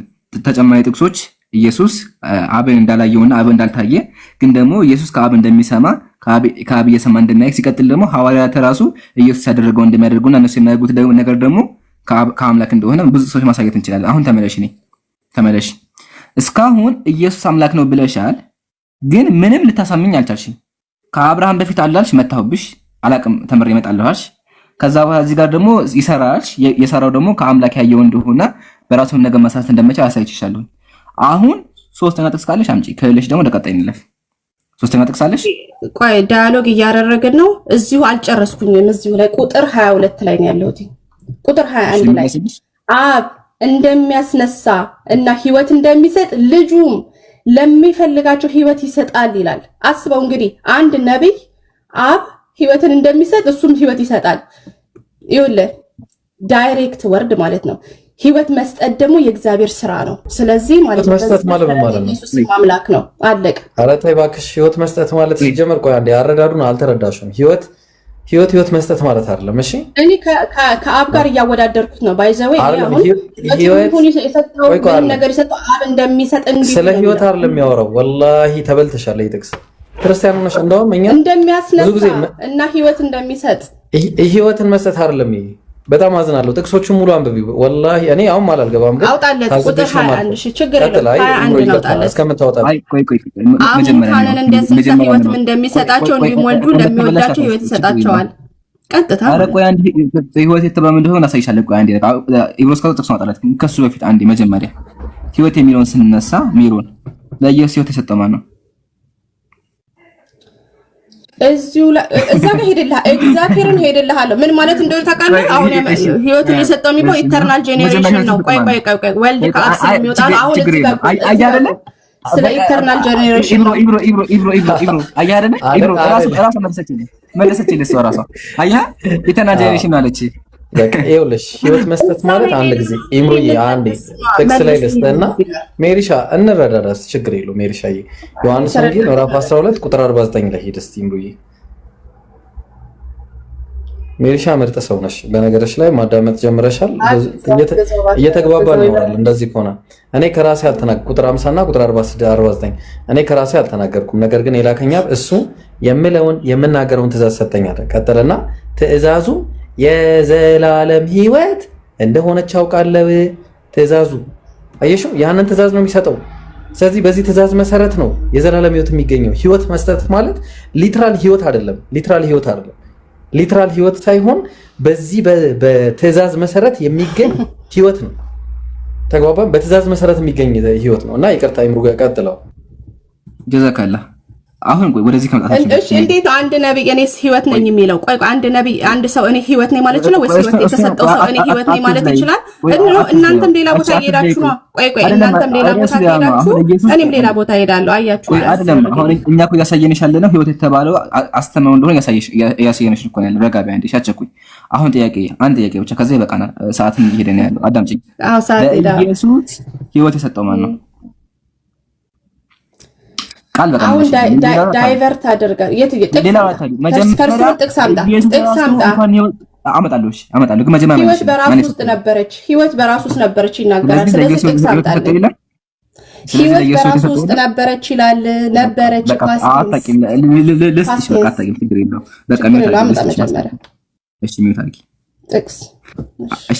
ልሰጥሽ እኮ ነው። አሁን አያችሁ አይደለ? ኢየሱስ ህይወት ይሰጣል አለች ኢብሮ ጀዛከላ። ህይወት የተባለው አስተምሮ እንደሆነ ከመጽሐፍ ቅዱስ በአንድ ጥቅስ ብቻ በጣም ብዙ ጥቅስ ከ10 በላይ እናመጣለን። ከ10 በላይ ማጣት እንችላለን፣ ግን በአንድ ጥቅስ መታባት አስተምሮ እንደሆነ። እኔ ደግሞ እያልኩሽ ያለሁት ኢየሱስ ህይወት ሊሰጥ ይቀርና እሱ ራሱ ህይወት የተቀበለ ነው። ህይወት የተቀበለ ፍጡር ነው። ማስረጃ የዮሐንስ ወንጌል መዝግቢ። የዮሐንስ ወንጌል ምዕራፍ 5 ቁጥር 26 መዝግቢ። ወገኔ በደንብ አዳምጪ። አብ በራሱ ህይወት እንዳለው እንዲሁ ደግሞ ለወልድ በራሱ ህይወት እንዲኖረው ቡም አልሰጠውም ይላል። ሜሮን አሁን የተመለሽ ነይ ሚውታንሺ። እሺ ዋትስአፕ እሺ ቴሌግራም አይ ሀቢቢ ጥቅሱን አንብቢልኝ። አረ እንደዛ አይደለም ያልኩት ይምሩ፣ ዋትስአፕ ስትል ቴሌግራም ነው ያልኳት። ኦኬ እኔ ደግሞ ዜና ላይክ መስሎኝ እሱ ላይ እሺ ችግር የለም። ዋትስአፕ ቴሌግራም ደስ ኢሞ እሺ ቀጥይ ሚሮን ጥቅሱን አንብቢልኝ አንዴ። እሺ የትኛውን ላንብብል? አነበብከው አይደል? ኦልሬዲ ልመልስ። ድገሚ እግዚአብሔር ቃል ድገም አንዴ ይደገም የትኛው ልድጋ ነው? ችግር የለውም። እውነት እውነት እላችኋል። ኦኬ እሺ። በራሱ ህይወት እንዳለው እንዲሁ ለወልድ እንዲሁ ደግሞ ሙሉ አብ በራሱ ህይወት እንዳለው እንዲሁ ደግሞ ለወልድ ለራሱ ህይወት እንዲኖረው ሰጥቶታልና ይላል። ኦኬ ላስረዳ መልሱ።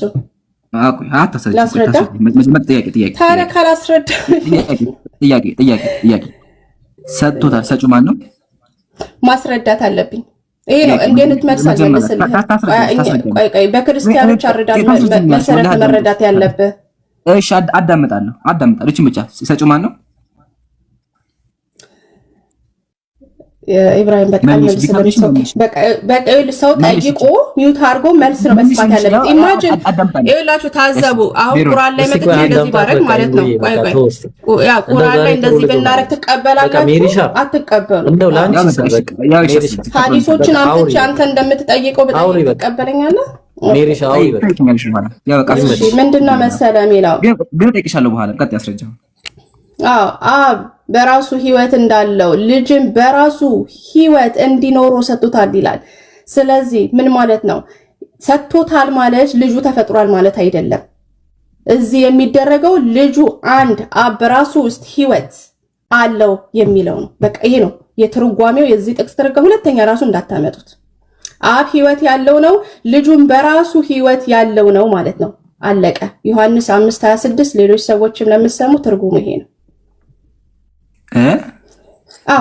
ትርጉሙ ኢየሱስ ክርስቶስ ራሱ ህይወት ነኝ ብሏል። ህይወት መሆን አይችልም። ነብይ ኦር ሰው ህይወት መሆን አይችልም። ባይዘወይ ህይወት አለኝ ይላል እንጂ እኛ ህይወት አለን ነው የምንለው። እኔ ሰርፕራይዝ ላስጥሽ ላርግሽ እኔ ልስጥሽ ምንም ሜሪሻ ግን ይሄንን ካመጣሁልሽ ግን ማለት ነው የምትይው አይመለከተኝም። እኔ አይ በአውዱ መሰረት እንፈታለን። የለም መጀመሪያ እርግጠኛ ሆኜ እስቲ አንዴ በአውዱ መሰረት ፈልገሽ የለም ምንም እውነት ነኝ ማለት አይችልም። እውነት ልትሆን አትችልም። አንተ ቆይ አንዴ ችግር የለውም። ምን ማለት እንደሆነ እናስረዳሻለን። እሱ ላይ አይደለም ነው ያለ የለም።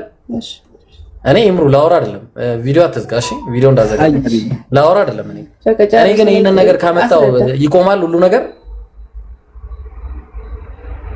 እኔ ህይወት ነኝ ያለ ሰው ነብይ ማለት ህይወት የሆነ ነገር በራሱ እኔ ህይወት ነኝ በራሱ ህይወት የሆነ ነገር ሰው ነው የምታመጣልኝ። ነብይ ነው የምታመጣልኝ። ነብይ ነው ስላላችሁ ነብይ ያምጣልኝ። እኔ ህይወት ነኝ ያለ ነብይ እኮ ቆይ አይደለም ነብይ እኮ ጽድት ያለ እንዴ ነብይ እኮ ምን ነካሽ? ነብይ ያሉና አመጣልሻለሁ እኮ ነብይ ያምጣ በቃ ነብይ ያሉና አመጣልሻለሁ የፈለከው። እሺ አይ ከመጣ እኔ አመጣልሻለሁ ግን ከመጣ ይቆማል ውይይቱ ያልቃል። ሊቆም ይችላል እንዳልከው እንደ አይተን ፈተነው እንዴ እንደዚህ አይነት ነገር አለ እንዴ ብለህ እሺ ሜሪሻይ እኔ ዛፍ ማለት ያዝ ይቻላል። እኔ አንቺ ሰው ነው ያመጣሽው አንቺ ሰው ነው ያመጣሽው እኔ ዛፍ አመጣለሁ። ኦ ዛፍ ኦኬ ዛፍ አይሆንማ አንዴ ወል ዛፍ አምጣት እስቲ እኔ ዛፍ አመጣለሁ በጣም ጥሩ ቆላስ እሺ ኢምሩ ይክፈት እኔ አልከፍትም ኢምሩ ይከፍታል አሁን ዘፍጥረት ላይ ከፈተልኝ ኢምሩ ዘፍጥረት 3 ላይ ኦ the tree of life አያት ክፈተው አሰማሽ ክፈተው አይ እናንተ ዘፍጥረት 3:22 ላይ ትቀልጃለሽ እንዴ አንቺ በሰው ታማ እኔ ዛፍ አመጣልሻለሁ እኮ ነው የምልሽ አየሽ እሺ ቀጥል እንግዲህ እየቀለደብን ነው ኢብራሂም ወላሂ ትቀልጃለሽ እንዴ ምን ይላል መሰለሽ ከላይ እንጀምራለን አንዴ ከዚያው እግዚአብሔር አምላክም አለ ምን አለ እነሆ አዳም መልካምና ክፉን ለማወቅ ከኛ አንዳንዱ ሆነ አለ። እሺ ከዛ አሁን እጁን እንዳይዘረጋ ልብ አድርጊ። በራሱ ነው ህይወት የሚሰጠው ነገር ወቂ ኢንዲፔንደንት የሆነ ነገር ነው። እጁን ከዘረጋ ደግሞም ከህይወት ዛፍ ከበላ ለምን ዘላለም ይኖራል። አየሽ ይሄን የዘላለም ዛፍ ከበላ በራሱ ኢንዲፔንደንት ስለሆነ ይሄ ዛፍ ህይወት ሰጪ ነው። የሚገርምሽ ተቀባይ ራሱ አይደለም። የሚገርምሽ ተቀባዩ ነው አላገኘ ነው ይሄ ዛፍ። ስለዚህ ለዘላለምም ህያው እንዳይሆንና እንዳይኖር አለ። እንኳን ሰው ዛፍ አመጣለሽ ያው። ስለዚህ ዛፉን አምላክ ነው በይው። ቀጥል ይምሩ። አይ ምን ትያለሽ? እዚህ ጋር አንድ ልስጥሽና ከዛ ይሄን ጥያቄ ትመልሻለሽ። ኦኬ ይሄ ህይወት ዛፍ የተባለው አሁን ያመጣው ተፈጥሯል አልተፈጠረም? እንደ ኢየሱስ ተፈጥሯል። ኢየሱስ ኖ ቆይ ፈርስት ኦፍ ኦል ፍጥረት ነው አይደለ? ጀስት ለስ እንደ ኢየሱስ ኖ እኔ አለ እንደዛ አይነት ክሌም አላመጣም። ኢየሱስ በራሱ ህይወት እንዳለው ይላል። እንዳለው ኢየሱስ ፍጡር ነው። ኦልሬዲ አንድ ህይወት ይኸውልህ፣ አንድ ሰው እኔ ህይወት ነኝ ካለ ህይወት ተሰጥቶ ልትል አትችልም። በምንም አይነት በምንም ማስረጃ ህይወት እንደተሰጠው እኮ እያሳየሁሽ ነው። ተመለሽ ወደኋላ። አሁን እዚህ ጋር አብራርተሻል።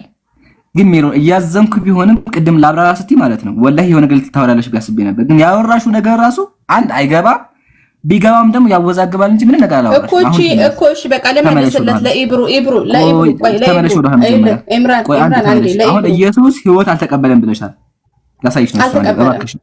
ምንድነው ኢተርናል ጄኔሬሽን ነው። በቃ እሱን እንመልከት ችግር የለውም እንመልከት። አሁን ታዲያ አብንስ ለምን ህይወት በእርሱ እንዳለች ይላል። ቆይ ለምን እንደዛ አለ? ለአብ ህይወት የሰጠው የለም። ቆይ አንዴ ረጋቢ ፕሊስ ሜሮ ቅድም አስረድተሻል። አሁን ደግሞ ተነግረን ጠይቅሽ ነኝ። ቅድም ስታስረዳ አዳምጪሻለሁ። ስለዚህ ቃል እንደዚህ ይላል አብ በራሱ ህይወት እንዳለው እንዲሁ ደግሞ ለወልድ በራሱ ህይወት እንዲኖረው ሰጥቶታል ይላል። ጥያቄ ሰጪው ማን ነው? መልሽልኝ። ቢከብድሽም መልሹ። ይሄን ካልመለሽ ውይይቱ አልቋል። ካልመለሽ ውይይቱ አልቋል። ከዚህ በኋላ ምንም አላወራም። ስታወሪ አዳምጫለሁ። አሁን መልሽልኝ። ሰጪው ማን ነው? ሚዩት አታርጊ። መልሽልኝ። ሰጪው ማን ነው?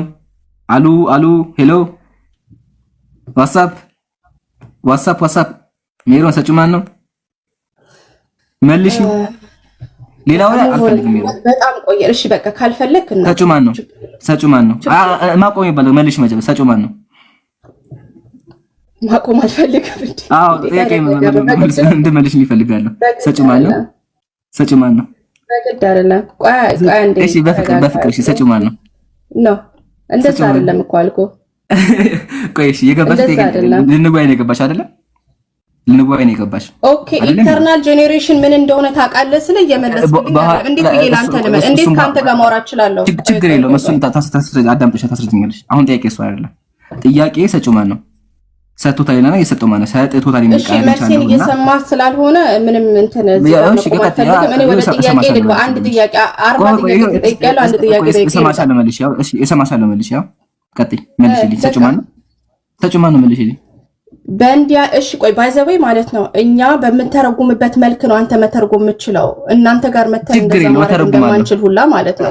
ስለዚህ የቤተ ክርስቲያን መረዳት ምንድነው? አባቶች እንዴት ነው የፈቱት ሲባል ማለት ነው ቀጥታ እንዳለው ይላል። ህይወት ኦልሬዲ አለችው ይላል። በቃ ይሄ ነው የትርጓሜያችን። እኔ እሱ አልጠየኩሽም። ጥያቄ እሱ አይደለም አሉ። ጥያቄ እሱ ሳይሆን እዚህ ጋር ሳለ እንደሱ ካልክ ደግሞ ወደ ግሪክ እንሂድ። ጥያቄ መልሽልኝ። አሁን ጥያቄ መልሽልኝ። ኦኬ ወደ ግሪክ ወስዳለሁ። ችግር የለውም ግን እኔ ዳለን ችግር የለም። አሁን እዚህ ጋር ማለት የግሪኩ ቋንቋ ምን ማለት እንደሆነ እንከፍተዋለን።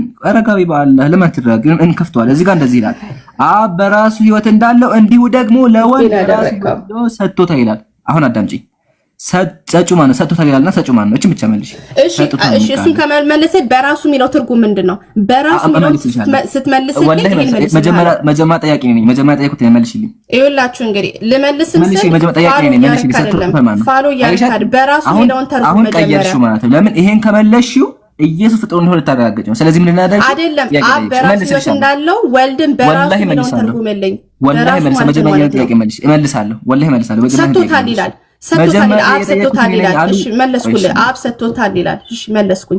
አሁን በራሱ የሚለውን ነገር ትርጉምልኝ። እዚህ ጋር ቁሚ። በራሱ ህይወት እንዲኖር የሚለውን ትርጉም እዚህ ጋር ቁሚ። ቆይ አንዴ እዚህ ጋር ቁሚ። በቃ ይሄን ይፈልግ እንግዲህ። ስለዚህ ያ ጀማዓተል ኸይር እንደሰማችሁት አብ ለኢየሱስ ህይወት ሰጥቶታል። ሜሮን ቢከብዳትም አምናለች። ጨርሰናል።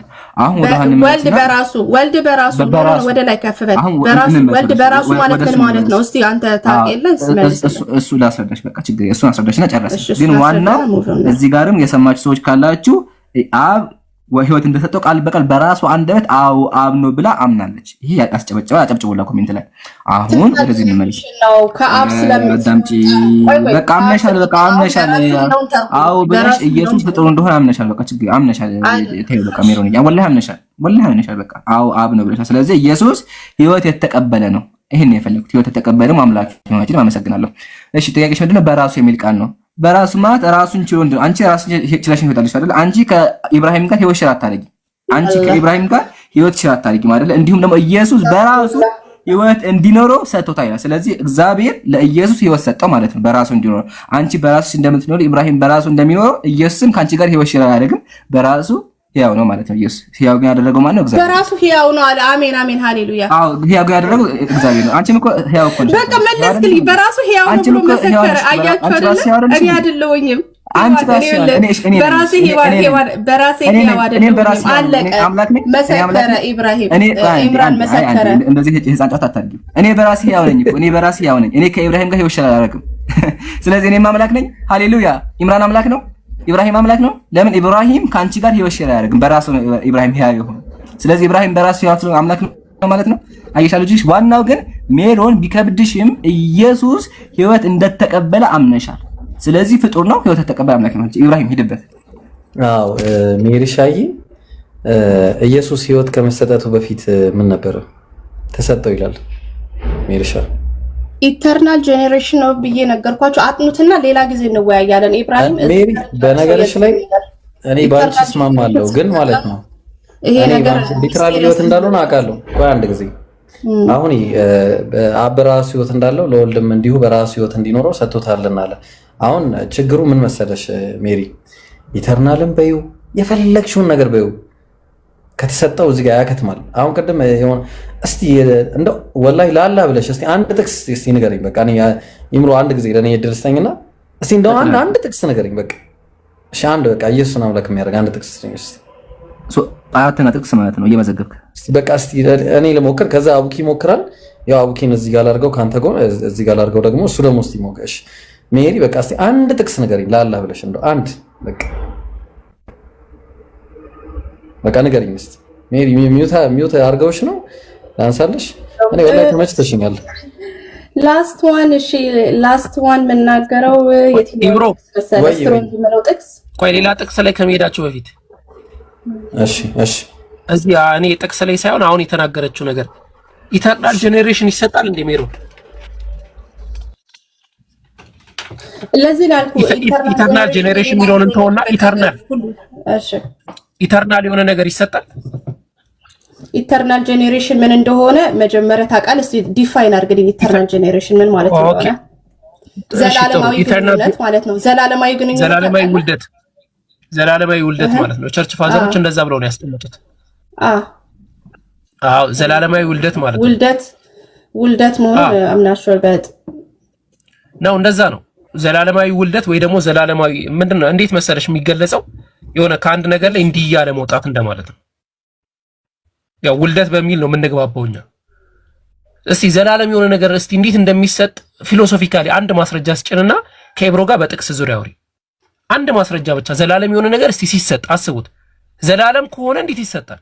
የተሰጠ ነገር ከሆነ ዘላለም አይደለም ሊትራሊ። ፐርፌክት ፎር ኤግዛምፕል ነው። ለምሳሌ ያው ከጊዜ አኳያ ፀሐይ አለች አይደል? ፎር ኤግዛምፕል ፀሐይ ዘላለም አይደለም። ቆይ አንዴ እሷን አይደለም ሳስረዳ ተቀበለኝ። ከሷ ውስጥ እሷ ዳይሬክትሊ ስትወጣ አብሯት የሚወጣ ሙቀትና ብርሃን አለ አይደለ? ፀሐይ በወጣች ጊዜ ሁሉ ከውስጧ አሁን ይሄንን የምታስረጅኝ ስለ ስላሴ በጠይቅሽ ነው። አሁን እኔ ያልኩሽ ዘላለማዊ የሆነ ነገር እንዴት ሲሰጥ በምሳሌ ስጭኝ ያልኩሽ። ዘላለማዊ ነው ነገርየው ተሰጥቷል። ደግሞ እንዴት ነው የሚሆነው? ለምሳሌ ይሄ በምን ላስረዳሽ? ይሄ መጽሐፍ ለምሳሌ እዚህ ፊት ለፊት አሁን ይሄ መጽሐፍ አለ። ይሄ መጽሐፍ አወከር ጋር ዘላለማዊ ነው ለአወከር ተሰጥቷል ከተባለ እንዴት ነው ዘላለማዊ የሚሆነው ነው? እሱን ነው የምታስረጅኝ። አወከርም ጋር ነው ለአወከር ተሰጥቶታል አልሽ። ከዛ ደግሞ እሱ ጋር ዘላለማዊ ነው አልሽ። እሱን አስረጅኝ ነው ያልኩሽ። አንድ ድል ሞክሪና ይበቃሻል። እሺ ቤሲክሊ ዘላለማዊ ውልደት ማለት ምን ማለት ነው? ልጁ ከአብ ነው፣ ከእርሱ ይመጣል ማለት ይመጣል፣ ከእርሱ ይመጣል ማለት ነው። እየተናገርኩ አይደል? በአንድ ምሳሌ አስረጅኝ ነው። አላስረዳሽኝም። ሳስረዳህ የፀሐይንም ሳስረዳ አትቀበል። በቃ ሌላ ጊዜ አይተሽ ነው፣ ችግር የለውም። በቃ ኢብሮ ወደ ሌላ ጥቅስ ሄዱ። እሺ ሜሪ፣ ያው በጣም የሚገርም ነገር ነው ያነሳው። ጀዛከላ ኸይር። ጀዛከላችሁ። እሺ ያው እሺ ሜሪ ሻይ አረብኛ ሆነ እንጂ ኢብሮ ወይ አህመድ ከዚህ ጋር ለጠይቃት። እሺ ይሰማል? አዎ ተሰማለ። ቀጥል። እሺ ሜሮን እንትን መሰጠት በጊዜ ይቀደማል ወይስ አይቀደምም? ታስረዳኝ። ኧረ እንትን አድርግ፣ ቀለል አድርጊው። ስትሪት ፎርዋርድ አይ ለምን ይቀራል? ስትሪት ፎርዋርድ ቀለል አድርገሽ መለሽው። አቡበከር ፊት ለፊቱ አድርግላት እኮ ተሰጠ የሚለው የማዳን ታሪክ በልጅ ላይ የተገለጠ የማዳን ታሪክ ሆነ የመዳን ታሪክ ነው። በቃ መልሴን እኮ መቀበል ስለማትፈልጉ ጥሩ ነው። ስትሪት ቀለል አድርገሽ መልሽው። አህመድ እኔ አይመለከተኝም ስለሱ። ቀጥታ የጠየኩሽን ጥያቄ መልሽልኝ። ዮሐንስ ወንጌል 5:27 ላይ የሰው ልጅም ስለሆነ ይፈርድ ስልጣን ተሰጠው ሲል ስልጣን ተሰጠው የሚለው ሰጠው የሚለው ድርጊቱ ያልተሰጠውን ጊዜ ያመለክታል? አያመለክትም። ምክንያቱም ኢየሱስ ስልጣን ተሰጥቶታል ከሆነ ለምን መጽሐፍ ቅዱስ ሁሉ በእርሱ ተፈጠረ ይላል ዮሐንስ 1:3 ላይ ፍጥረት የሰው ልጅም ስለሆነ ይላል። ይሄ ሰው ልጅ ነው ፍጥረትን የፈጠረው ማለት ነው። ተሰጠ ማለት ልጁ ከዚያ ጀመረ ማለት አይደለም እያልኩ ነው። በማዳን ስራ ውስጥ የተገለጠ ስልጣን ነው። ኦኬ መጽሐፍ ቅዱስ እርሱ ከመጀመሪያ ጀምሮ ፈጣሪ እንደሆነ ነው የሚናገረው እያልኩ ስናገር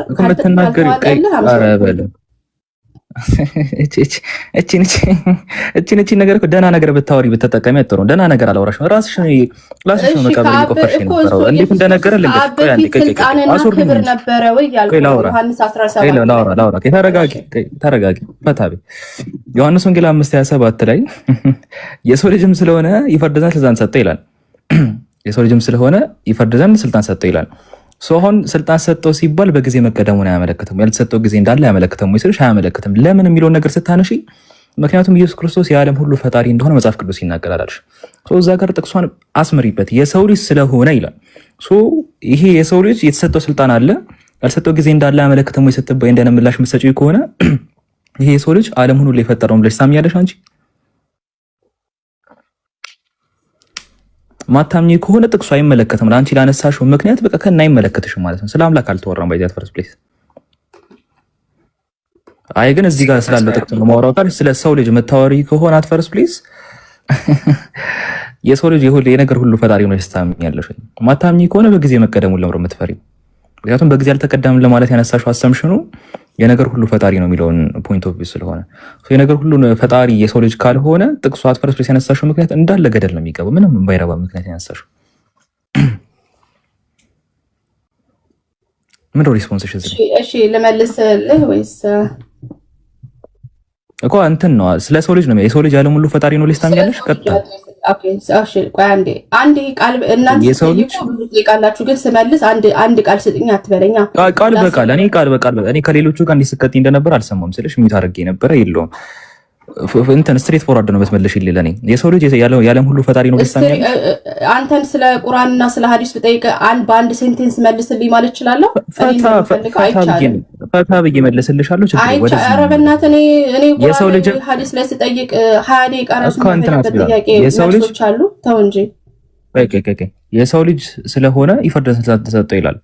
የሰው ልጅ የሚለው የሚያመለክተው መቼም አንድም ፍጡር ነው። ይሄ ፍጡር ፈጣሪን ፍጥረትን እንዳለ ፈጥሮ ልስታምኛለሽ ወይስ ፈጣሪ ነው ፍጥረቱን ሁሉ የፈጠረው? በቃ ብዙ ጥያቄዎች እየደራረብክ ነው። እሺ ልመልስልህ በቤስት ማያቢ ስትሪት ፎርዋርድ በቃ የሰው ልጅ ስለሆነ ሲል የሰው ልጅ የነገር ሁሉ ፈጣሪ ነው ልስታምኛለሽ? በቃ ፈታ በይ።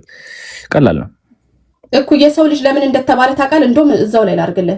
ለምንድን ነው የሰው ልጅ የተባለው? ከሰው ስለመወለድ ነው። ከሰው ስለመወለድ አይደለም። ይሄ እኮ ነው ችግሩ። አይደለም እኮ ላስረዳ። ለዚህ ነው ላስረዳ ስለ ስላላወቅከው ነው የሰው ልጅ ለምን እንደተባለ ምንም ሲጀመር ማለት የሰው ልጅ ምንም አይመለከትም። መጀመሪያ ይኸውልህ እንደውም አህመድ የሰው ልጅ የተባለው ስያሜ ከየት መጣ? ዝም ብሎ ነው የመጣው? ዝም ብሎ ነው የሰው ልጅ የተባለው? የሰው ልጅ አምላክን ይወክላል። የሰው ልጅ አምላክን ይወክላል። መልስልኝ። በመጽሐፍ ቅዱስ አሁን አንተ ኢንተርኔት እያረክ ነው። የሰው ልጅ አምላክን ይወክላል። የሰው ልጅ የተባለው ለምንድን ነው? ኢየሱስ ክርስቶስ ሚዶን ኬር ምን አገባን? አይመለከተንም። ታዲያ ፊዶን ኬር ለምን ትጠይቀኛለህ አህመድ? እኮ አንቺ ቀጥታ ይጠይቅሽም አትፈልካል። እኔ አሁን ኬር ለማድረግ ስጠይቃችሁ ኬር ስላደረገኝ ነው የእናንተ ነገር ስለሚገኝ አንድ ሰው ማለት ነው ከአት ፈርስት ፕሌስ ይብሮ መጥቶ 1 ሲደመር 1 2 ነው ወይ ሲልሽ እስኪ 4 ሲደመር 4 ሲባዛ 4 ስንት ነው ትይዋለሽ? በቃ አይመለከተኝም ካለሽ ታዲያ 1 ሲደመር 1 እንዴት ላይክ ይሄ መንፈሳዊ ነገር ነው። ይሄ ሂሳብ አይደለም። ቆይ ኧረ እባክሽን ሴትዮ ቆይ ሁለት የተለያየ ሐሳብ ነው ያነሳሽ ያለሽ። አሁን እኔ የሰው ልጅ ሲል ፍጡርን ነው የሚወክለው ወይስ አይደለም? አት ፈርስት ፕሌስ እኮ አልኩ አይደለም ብዬ እኮ ነውም አይደለም ለማለት መጀመሪያ የሰው ልጅ የሚባለውን ስያሜ ከየት እንደመጣ ሳጣክ ስትጠይቅ በቃ ቀለል አድርገው መጀመሪያ ኦኬ እሺ ልናገራት በቃ ቀለል አድርገውና ቀለል ምንም አንድ ደቂቃ ያስፈልግ ስትሬት ፎርዋርድ የሰው ልጅ ሲባል ፍጡር ነው ወይስ ፈጣሪ ነው የሚወክለው? ይቅር በቃ እሺ ምላሽ ከሌለሽ በዛት ፐርሰንት ምላሽ የለኝ ምላሽማ ስላለኝ ነው እኮ አንድ ደቂቃ አስጠኝ ስለ ለምን ካለሽ የሰው ልጅ አምላክ ነው ወይስ ሰው ነው የሚወክለው? እኮ እሱ ከየት እንደመጣ እንኳን ትንቢቱን እንኳን አላወቅም አህመድ። ዊ ዶንት ኬር አሁንም እሱ ጋር ትንቢት ምናምን ለምትይው ነገር ሰምታችኋል ወገኖች። ዊ ዶንት ኬር ለምን ኢየሱስ ክርስቶስ የሰው ልጅ እንደተባለ የሰው ልጅ የሚባለው ስያሜ ከየት እንደመጣ እኮ የሰው ልጅ ጨረስን። አመሰግናለሁ እኮ የሰው ልጅ አምላክ ነው ወይስ ሰው ነው የሚወክለው? ሜሮን ስቲል ምላሽ አለሽ ለዚህ? ይሄን ጥያቄ አጠይቀኝም ነበረ። የሰው ልጅ የተባለው ስያሜ ከየት እንደመጣ ብሉኪ እኮ ለመልስልህ ደግሞ ሚውት አድርግና ስማኝ። ነገ የለም ሰው የሰው ልጅ ሲባል አት ፈርስት ፕሌስ የምናውቀው ፍጡሩን ነው የሚወክለው። ሰው ፍጡሩን ይወክለ እንደሆነ አይደለም እኮ መልሳ መጣችን አይደለም ምንድነው ማለት በዳንኤል ቆይሽ ለዚህ እኮ ሚውት አድርገህ ስማ። ሌሎችም እንኳን እንዲማሩ ሚውት አድርገህ እኮ መስማት መቻል አለበት። አለዛ ምንድነው እኮ እንትን መጀመሪያ ግን እንትን በያ ክርክር እንሆናለን። እኛ አበሾች መደማመጥን መልመድ አለብን። እኔ ደግሞ እንትን ቀጥታ እንዲመለስልኝ ፈልገው የሚንዛዛ ነገር በጣም ነው የሚያስጠላው። ቀጥታ እንዲመለስ ነው ፈልገው። የሰው ልጅ ፍጡር ነው ፈጣሪ ነው የሚወክለው? ሪስፖንስ የለም እዚህ ጋር የለም እዚህ ጋር ወጣች ልጅቱ። የሰው ልጅ ሲባል የሰው ልጅ ሲባል ፍጡር ነው ወይስ ፈጣሪ ነው የሚወክለው? ናት ፈርስት ፕሌስ የሰው ልጅ ተብሎ ፈጣሪ የለም ባይዘ የሰው ልጅ ተብሎ ፈጣሪ የለም። እሺ የሰው ልጅ ሲባል ፍጡር ነው የሚወክለው። ስለዚህ ፍጡር ነው የምናወራው። ሄደችና ምን አለች? ስልጣን ተሰጥቶ ሲባል በጊዜ ይቀደማል ካለን ፈጣሪ አለመሆኑን ሊያሳይ የሚችለው የነገር ሁሉ ፈጣሪ ተባለና ስልጣን ተሰጥቶ ሲባል ይጋጭብኛል። ስለዚህ በዚህ በመጽሐፍ ቅዱስ የተነገረው ላይክ በቃ ጉርጓዶ ነው የሚታያት። እዚህ ጋር የቱ ጋር ነው የምበላው የሚለው ነው የሚታያት። ስልጣን ተሰጠው ሲባል ላይክ ስልጣን የተሰጠውን አምላክ እንትን አልልም ነው ላይክ ማሰብ ማገናዘብ አልችልም ነው እሱ አምላክ ስለሆነ የሰው ልጅ ስለሆነ ይፈርድ ስልጣን ተሰጠው ሲል በጊዜ መቀደሙ ነው የማያሳየኝ አምላክ ስለሆነ ነው አለች። እንደዛ ከሆነ መለስም በል መጀመሪያ ላይ የሰው ልጅ ሲባል ፍጡር ነው ወይስ ፈጣሪ ነው? ፍጡር የሆነ እንደሆነ ይሄ አካል ፍጡር የነገር ሁሉ ፈጣሪ ነው ብለሽ ታስቢያለሽ ወይ ነው? ይሄን ሁሉ ፈጥሮን አንብለሽ የገለሽው አካል የሰው ልጅ ተብሏል እዚህ ጋር እና ፍጡር የነገር ሁሉ ፈጣሪ ነው ብለሽ ታስቢያለሽ ወይ ስትባይ የለሽም። የሰው ልጅ ተብሎ ፈጣሪ ያለ ካልሽ እስቲ አንድ ጥቅስ ጥቀሽ። ወጣሽ ልጅቱ በቃ ቀጥታ መለሱ። እዚህ ጋር ቀጥታ የምትሸሹበትን ሐሳብ አትፈልጉ። ባይዚ እኛ የሰው ልጅ ተብሎ አምላክ ፈጣሪ ያሳያችሁና እንትን ቀላል አድርጉትና ሪስፖንስ ስጡ። የሰው ልጅ ተብሎ አምላክ አለው ፍጡር ነው የምናውቀው። ይሄ ፍጡር የነገር ሁሉ ፈጣሪ ነው የሚባለውን አሳምሽን በዚህ ጋር ይመታል ማለት ነው። በቃ አለቀ። እሺ ቀጥሉ ሌሎቻችሁ። ወደ ቀጣይ ከማለታችን በፊት ማለት ነው ኡስታዝን ሰላም እንበልና ኡስታዝ ሰላም አለይኩም ወራህመቱላህ። ኡስታዙና ሰላም አለይኩም ኢብራሂም ወአለይኩም ሰላም ወራህመቱላህ ያላችሁ ወአለይኩም ሰላም ወራህመቱላህ ወበረካቱ። ኡስታዝና ሁላችሁንም ሰላም ብያለሁ። ይቅርታ እንዳላቆረፍደው የምታወሩትን የነበረውን መቀጠል ትችላላችሁ። ሰላም ካልኳችሁ ይበቃችኋል። ኢንሻአላህ ሐሳብ ካለ ኡስታዝ ቀጥልበት በዛው ኢንሻአላህ። አይ ምን እያወራችሁ እንዳላረገ ልክ እንደገባው ቀለብከኝ ኢብራሂም እና ገባው እንጂ ከታችሁኝ ለማዳመጥ ነው። መጀመሪያ ምን እያወሩ ነው ለማለት እና ላዳምጣችሁና ያላችሁ ፖይንት አይቼ ሐሳብ ሰጣለሁ ኢንሻአላህ። እሺ ኢንሻአላህ። ኢምሩ ሐሳብ ካለ ቀጥልና እስከዛ እኔ ሰው አስገቡ ሰው ኢንሻአላህ። በቂ ነው። አይ ዳንኤል 8:17 መጥቀስ ፈልጋ ነው ልል ነበር። ያው ግን እሱም አስፈላጊ አይደለም። እሱ ዳንኤል 8:17 ላይ የሰው ልጅ ይላልና ስለዚህ እሱን ጥቅስ ለመጠቀም ፈልጋ ነው። ግን የአህመድ ጥያቄ እሱ አልነበረም። የአህመድ ጥያቄ የሰው ልጅ የሚለው ቃል የሚያሳየው ኢየሱስ ሰው እንደሆነና አባቱም ሰው እንደሆነ የሚያሳየው ስለዚህ ፍጡር እንደሆነ ይገልጻል ነው የአህመድ ሐሳብ። ወይም ደግሞ አምላክን አይወክልም ነበር። ይሄን ጥያቄ ለመልሰው አልቻለችም። ቀጥሉ። ሲጀመር እዛ ዳንኤል ላይ የሰው ልጅ የተባለው እኮ ኢምሩዬ ከዛ በፊት ስለ እንስሶች ያወራል እና የተለያዩ የእንስሶች ምሳሌ ነው ያወራል እና እንስሶቹ ደግሞ የወጡት ከምንድን ነው? ከባህር ውስጥ ነው ብሎ ነው የሚናገረው።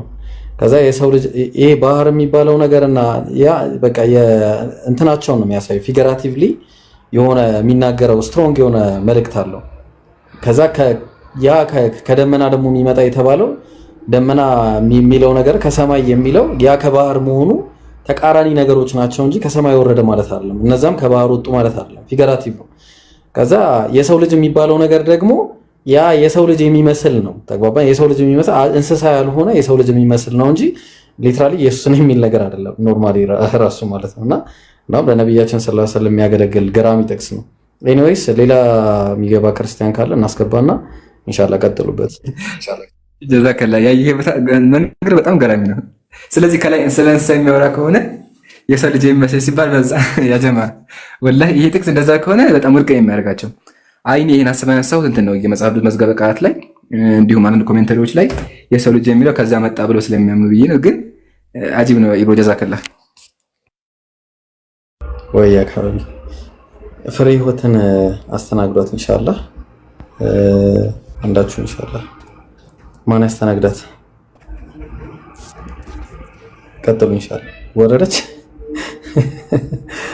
እሺ እኔ እኮ ወላሂ ግራ ገባን እኮ በቃ ክርስቲያኖች ጠፉ።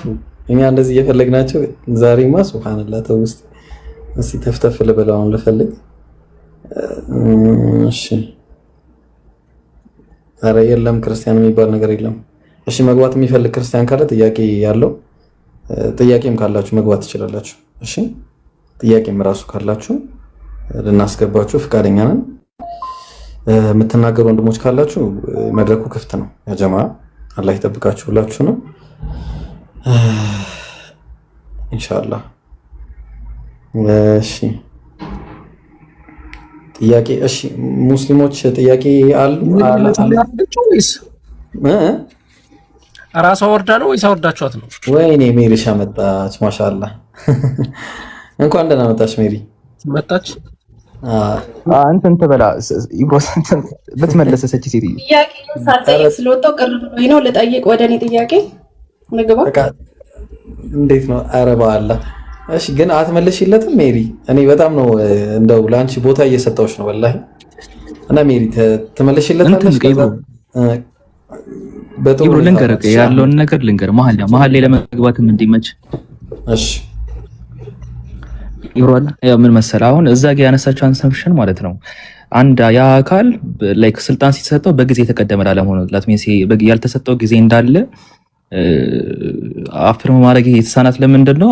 ሁሉን ነገር የፈጠረ አካል ስለሆነ ነው። ሶ ሁሉን ነገር የፈጠረ አካል በኋላ ስልጣን ተሰጠው የሚባለው ነገር ከጭንቅላቴ ጋር ስለሚጋጭብኝ በዛ ምክንያት ነው አለች። ያንን አስቀመጠች፣ ያንን አሰፈረች። እንደዛ ከሆነ ራሱ እዛው ጥቅሱ ነው የሚመታሽ ነው ያልኳት። እዛው ጥቅሱ የሰው ልጅ እያለ ስለ ፍጡር ያወራል ነው። ሶ ያ ፍጡር ስልጣን ተሰጠው ነው የሚለው። በቃ የሰው ልጅ ስልጣን ተሰጠው። የሰው ልጅ እየሰማችሁ ነው ከታች ያላችሁ ሰዎች፣ የሰው ልጅ ስልጣን ተሰጠው ነው የሚለው።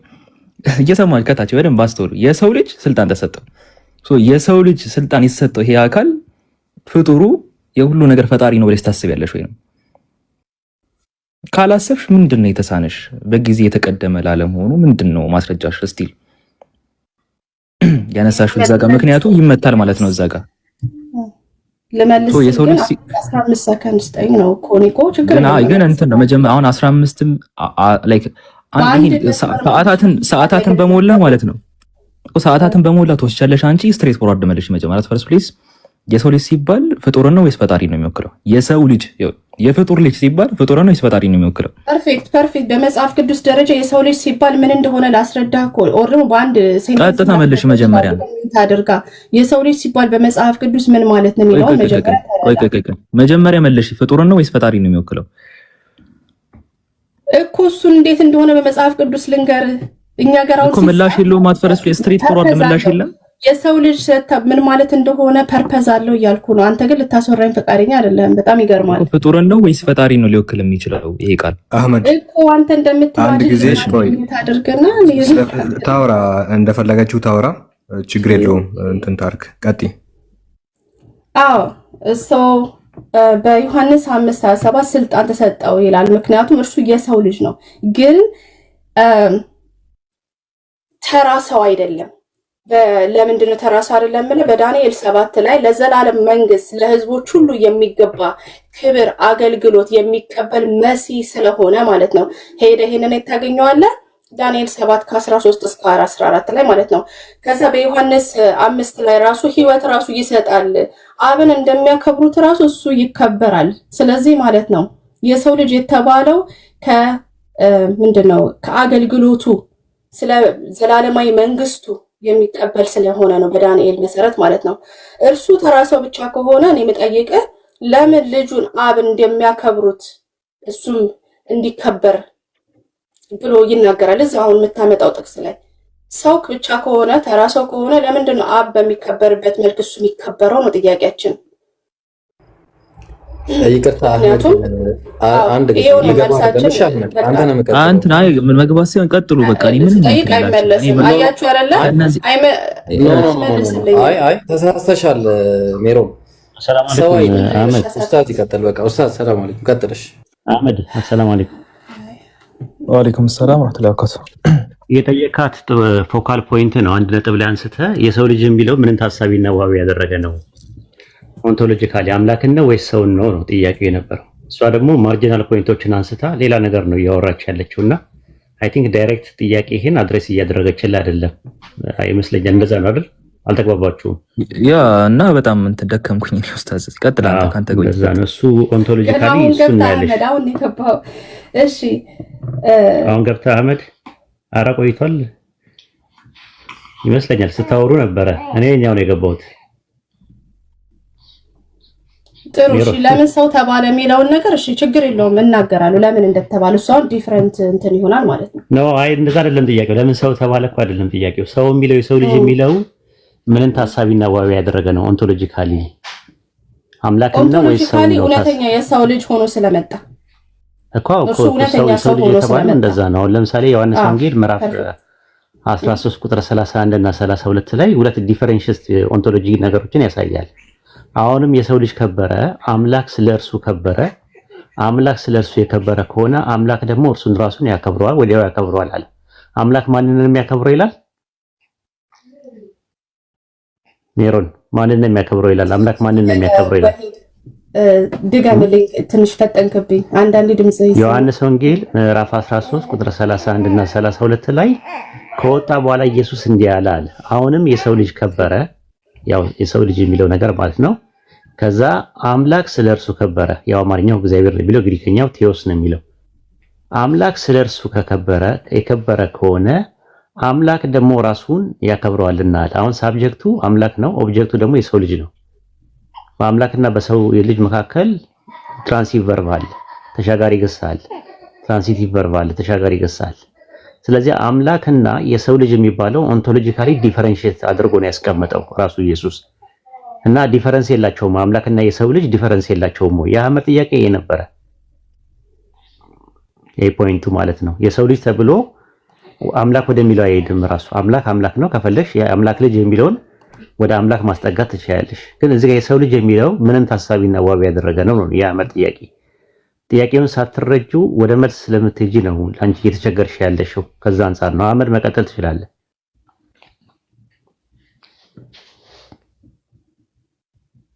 እሺ ያው ደከመኝ ብሏል። ግን ያው የሰው ልጅ የተባለው ሁለት ምክንያት አለ ለማለት ነው። የዳንኤል 7ንም አንስቻለሁ። ሁለተኛ ነገር ደግሞ እርሱ እውነተኛ ሰው ስለሆነ የተራበ፣ የተጠማ፣ የተሰቃየ ሰዎችን ሁሉ የሚወክል ስለሆነ የሰው ልጅ አህመድ በማለት የሰው ልጅ ነው የሚለው ወይስ የሰው ልጅ የሚመስል ነው የሚለው? ከይቅርታ ጋር እሱ ራእይ ነው ያዩ ስላየ ነው የሰው ልጅ የሚመስል ያለው ስለ ራእይ ስላየ ነው። አንድ ያዥልኝ። እሺ ጥሩ። እሺ ለምንድን ነው እንደዚህ ያለው ታውቂያለሽ? እዚህ ጋር ከመጀመሪያ ሲናገር አራትም ታላላቅ አራዊት ይላል። ይታይሻል ላይ አራዊት። እነዚህ አራዊት የተባሉት ንጉሶቹ አራዊት ናቸው ማለት ነው። የሚነሱት አራዊቶች አራቱ ነገስታት ቆይ ነገስታት ገብቶኛል። አራቱ ነገስታት አራዊት ናቸው ማለት ነው። ሲምቦሊክ ነው አራዊት የሚባለው ቃሎች ሲባል ሰው ሲምቦሊክ ነው። በጣም ጥሩ። ስለዚህ አሁን የአራዊቶቹን ደግሞ በምን አረገ ሲናገር እንግዲህ አሁን እየተናገረ ነው። ከአራዊት ደግሞ ለየት ያለ ነገር ሲመጣ ከዛ ምንም ይመስል አየው አለ። መለየት አለበታ ከዚህ ገብቶሻል። ሰው የሚመስል ደግሞ አየው አለ። የሚመስል ነው ያየው። ሲጀመር የሚመስል ነው እንጂ የሰው ልጅ አየው አላለም። የሚመስል አየው ነው ያለው። ተግባባን። ይሁንና አሁን ያንቺ ሙግት አያስኬድም። አንደኛ ምክንያቱም ኢየሱስ ነው ብለሽ ከሄድሽ ትልቅ ችግር ውስጥ ነው የምትገቢው። ምክንያቱም አይሁዳ ማን ነው ሮማውያን አራተኛ መንግስት ሮም ነው። የአራተኛ የሮም መንግስት ደግሞ ኢየሱስን አጥፍቶታል። ለኢየሱስ ነው ማለት አቺን ፎልስ ምን ይሆናል? ፎልስ ፕሮፌሲ ሆኖ ቁጭ ይላል። ፎልስ ፕሮፌሲ ሆኖ ነው ቁጭ የሚለው ተግባባ። ምክንያቱም አራተኛው የሮም መንግስት ነው። የሮም መንግስት ደግሞ ኢየሱስን ገለውታል። ተግባባ። ስለዚህ የማይሆን ነገር ነው። አሁን መጀመሪያ የተጠየቀው እኔ አሁን አንድ ጥያቄ ኢየሱስ አምላክ ነው ለሚል አንድ ጥቅስ አምጪ ነው በቃ። አሁን ቅድም የተባለው አህመድ አንዴ ይግባና እቺ ነገር ይጨርስ። ቆይ ከአንቺ ጋር መጀመሪያ ግን እቺ ነገር እንድታርሚ ስለፈለኩ ነው። እዚህ ጋር አራዊት ስለተባለ አራዊት ናቸው ማለት እንዳልሆነ ነው። ፐርፌክት። እኔ ልመልስ እዚህ ጋር ስጥኝና ልመልስ። ኦኬ። በዳንኤል መጽሐፍ ላይ አራዊቶቹን ዳንኤል ተርጉሟቸዋል። ምን ብሎ እነዚህ አራዊቶች መንግስታት እንደሆኑ እራሱ ተናግሯል። ቁጥር 16 እስከ 18 ማለት ነው። ይሄ የሰው ልጅ ቆይ ልጨርስ። የሰው ልጅ የተባለውም ደግሞ ዳንኤል ስልጣን ተሰጠው፣ ክብር ተሰጠው፣ መንግስት ተሰጠው፣ ህዝቦች ሁሉ ያገለግሉት ያመልኩት ይላል። ይሄ ለፍጡር የሚሰጥ እንዳልሆነ እናውቃለን አይደል? ይሄን ቆይ ልጨርስ ነው አይተርጉሙ እዛው ላይ ያለልሽ የሰው ልጅም የሚለውንም አራቱ አራዊትን እነማን እንደሆነ የተረጎመው ገብርኤል እዛው ላይ የሰው ልጅ ቢመስል የተባለው ማን እንደሆነ ትርጉሙን ተናግሯል። ኢየሱስ ራሱ ተናገረ። ማን ለራሱ ሰጣ። ኢየሱስ ክርስቶስ በማርቆስ 14:32 ላይ መላኩ ገብርኤል እዛው ላይ ደንግጥ እስከ 15 ጀምረሽ አንብቢው፣ ትርጉሙ ይነግርሻል ማን እንደሆነ። እንዳለ ራዩን ካየ በኋላ በራይ ነው ያየው የሰው ልጅ የሚመስል የለውም። አራት አራዊት የሚባሉት ምንነሳን ምን እንደሆኑ ከ15 ጀምሮ ነው ከፈለግሽ ማለት ይተረጉመዋል እዛው ላይ። እስቲ ያው በእኔ በዳንኤል በስጋዬ ውስጥ አለ። አዩ በደንብ አዳምጪ። መንፈሴ ደነገጠ፣ የራሴ ራእይ አስቸገረኝ። በዚህ ከቆሙት ወደ አንዱ ቀርቤ ስለዚህ እውነቱን ጠየቁኝ፣ እርሱም ነገረኝ፣ የነገሩ ፍቺ አስታወቀኛል። አሁን ሊነግረው ነው እየነገረው ነው ያለው ማለት ነው። አሁን ምን አለ? ከዛ በኋላ ያለው ነገር እንትን አለ። ምን አለ? ቁጥር እንትን ላይ እዛው ላይ አንብብላት 17 እነዚህ አራቱ ታላላቅ አራዊቶች ከምድር የሚነሳው አራት ነገስታት ናቸው። ነገር ግን መጣ ያ ኦፍ ኮርስ እሺ። ከዛ ቁጥር ልክ የሰው ልጅ የሚመስል የሚለውን ቁጥር 26 ላይ ተረጉመዋል። ቁጥር 26 እና 27 ላይ አንብበው የሰው ልጅ የሚመስል የተባለው ማን እንደሆነ ይናገራል። ነገር ግን ፍርድ ይሆናል እስከ ፍጻሜም ድረስ ያፈርሱትና ያጠፉት ዘንድ ግዛቱን ይወስዱታል አለ። መንግስቱ ከዛ ቀጠለ ቁጥር 27 ላይ መንግስቱ ግዛትም ከሰማይ ሁሉ በታች ያሉ የመንግስት ታላላቅ ልዑል ቅዱሳን ህዝብ ይሰጣል። ቅዱሳን ህዝብ ይሰጣል። አይሽ የሰው ልጅ የተባለው ተሰጠ የተባለው የልዑል ቅዱሳን ህዝብ ነው ይላል። ከዛ መንግስቱ ማለት የልዑል ቅዱሳን ህዝብ መንግስቱ የዘላለም መንግስት ነው። ግዛቶች ሁሉ ይገዙለታል፣ ይታዘዙለታል ይላል። ለማን ነው የሚገዙለት? ለልዑል ቅዱሳን ህዝብ ተብሎ ነው የተባለው። ተረጎመው እዛው ጋር። ከዛ በኋላ ቁጥር 28 ላይ የሚላል የነገሩ ፍጻሜ እስከዚህ ድረስ ነው ብሎ ነገረን። በቃ አለቀ። ዳንኤልን 7ን ጠቅሶ የአዲስ ኪዳን ጸሐፊ ዳንኤል 7 ላይ ያለው የሰው ልጅ የተባለው ለከሌ ነው ያለ አካል የለም። አታገኝም። አንድ አታገኝም። ከማቴዎስ ወንጌል ከራዕየ ዮሐንስ ድረስ አለ አመጣለሁ። ዳንኤል 7ን ጠቅሶ አዎ ራሱ ኢየሱስ ክርስቶስ በአፉ ተናግሯል። አንቺ ዳንኤል 7ን ጠቅሶ እኮ ነው አምጪው። አዎ ዳንኤል 7ን ጠቅሶ ማርቆስ 14:62 ምን ይላል? የሰው ልጅ በኃይል ቀኝ ተቀምጦ በደመና ላይ ሲመጣ ታያላችሁ። ኦኬ የሰው ልጅ ዳንኤል 7 ላይ አላለም። ዳንኤል 7 ላይ አላለም። ዳንኤል 7 ማለት አለበት በደመና ዳንኤል 7 ምን ይላል? የሰው ልጅ በደመና ላይ የሚቀመጥ ኢየሱስ ብቻ አይደለም፣ መልአክም ይቀመጣል በደመና ላይ እኮ። ራዕይ 14:14 ላይ አውጣላት። በደመና ላይ የሚቀመጥ መልአክም ይቀመጣል። ራሱ የሰው ልጅ የሚመስል የተባለ ነው መልአክ ነው። ሌላ መልአክ መጥቶ ነው የሚለው። ራዕይ 14:13 አውጣላት። እሺ በአብ ቀኝ የሚቀመጥ አለ መልአክ አለ። በሰማይ ደመና ነው የሚለው። አሁን በሰማይ ደመና ተቀምጦ ነው የተባለው። አሁን የተባለው በደመና የተቀመጠ ኢየሱስ ብቻ አይደለም። የሰው ልጅም የተባለው ኢየሱስ ብቻ አይደለም። ይሄው መጀመሪያ ዳንኤል ራዕይ 14:13 ላይ ያው ተዝሮ ላንብበው ወይስ አንብበው? እሺ ከሰማይም እኛ ቀኝ ብለን ምን ተረጉሙ የእግዚአብሔር ስልጣን ነው ባይዘወይና አይዶንት ስለ ቀኝ አይደለም የምናወራው ስለ ደመና ነው እያወራን ያለ ነው። አሁን ጥቅስ ግን በቀኝም ተብሏል። ያው መዝሙረ ዳዊትንም ጠቅሰን ስለዚህ ሌላ ቦታ አትይጂ። ይኸውልሽ 14 ላይ አየውም እነሆ ነጭ ደመና በደመና ላይ የሰው ልጅ የሚመስል ተቀምጧል።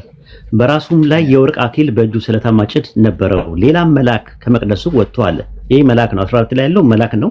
ግን ሌላ መልአክ ወጣ በደመና ላይ ለተቀመጠው የማጨድ ሰዓት ስለደረሰ ማጨድን ስደድና አጨድ የምድሪቱ መከር ጠውልጓል ብሎ በታላቅ ድምፅ ጮኸ ይላል። አንደኛው መልአክ ለአንደኛው መልአክ ይነግረዋል። ስለዚህ 14 ላይ ኖ ነጭ ደመና በደመና ላይ የሰው ልጅ የሚመስል ተቀምጧል የተባለው መልአክ ነው። አንድ ሰሟን የሆነ መልአክ ማለት ነው። ኤንጀሊክ ኔቸር ያለው ማለት ነው። አሁን ፖይንታችን እሱ አይደለም ጥያቄው። ከዳንኤል ምዕራፍ 7 ላይ ቁጥር 13 እና 14 ላይ የሰው ልጅ የተባለው በዳንኤል ላይ የተጻፈው የሰው ልጅ የተባለው መሲሁ ነው ወይም ኢየሱስ ነው ብሎ ያለ የአዲስ ኪዳን ጸሐፊ አንድ ጥቀሽን የተባልሽው እንጂ ኢየሱስ በደመና ላይ ይቀመጣል የሚለው አይደል። በደመና ላይ የሚቀመጥ አማኞችን በደመና ላይ ተቀምጦ እንደሚነጠቁ አንደኛ ተሰሎንቄ 4:17 ላይ ይናገራል።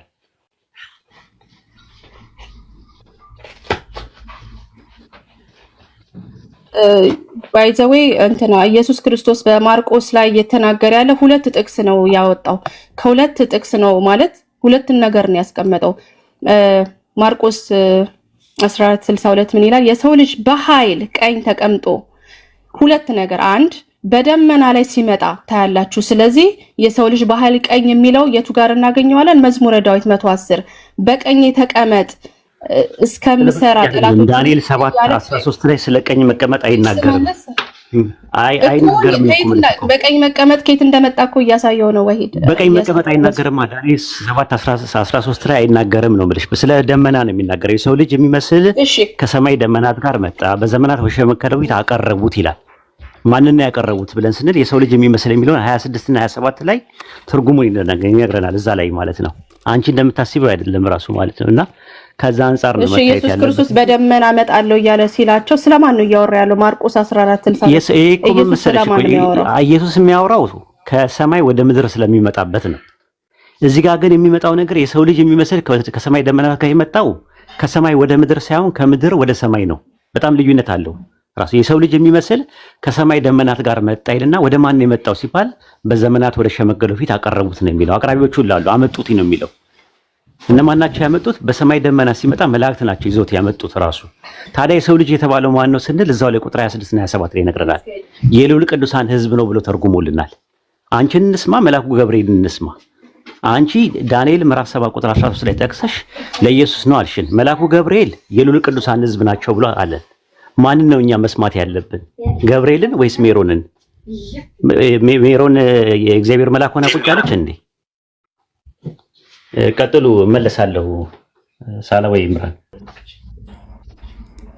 እሺ ኡስታዙና ጀዛከላህ።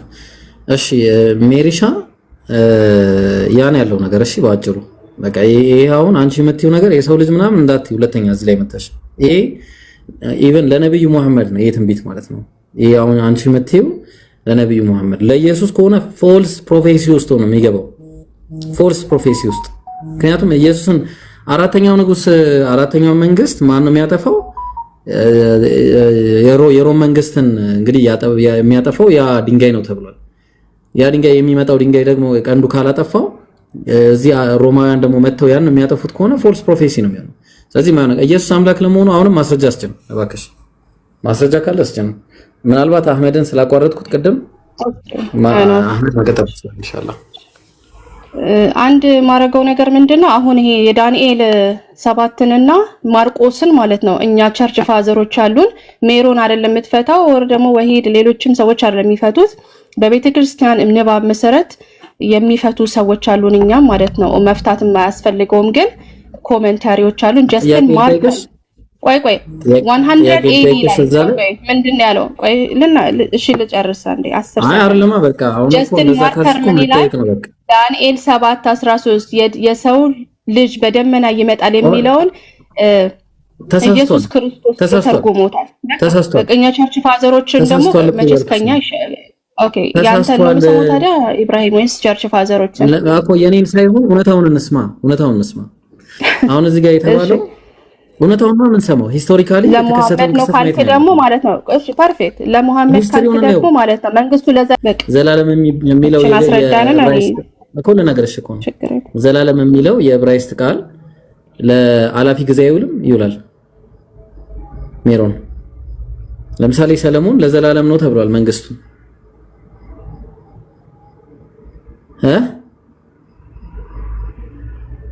ሜሮን ብሌንደር አትስራ። ሁለት የማይገናኙ ነገሮችን አውሮችን ይዘመጣ ምን ማለት ነው? ቃል እኮ ነው። መንግስቱ ዘላለማዊ ነው አለ። መንግስታቸው ዘላለማዊ ነበር ወይስ ደግሞ በ20 በ30 ዓመት ውስጥ ያለቀ ነው ወይ ነው? መንግስት እየነገርኩሽ እኮ ነው። እሱ ነው እየነገርኩሽ ያለው። ዘላለም የሚለው የዕብራይስጥ ቃል ግዴታ ዘላለም ለሚል ብቻ ነው የሚመጣው? እንደዛ ነው? ንገረኝ።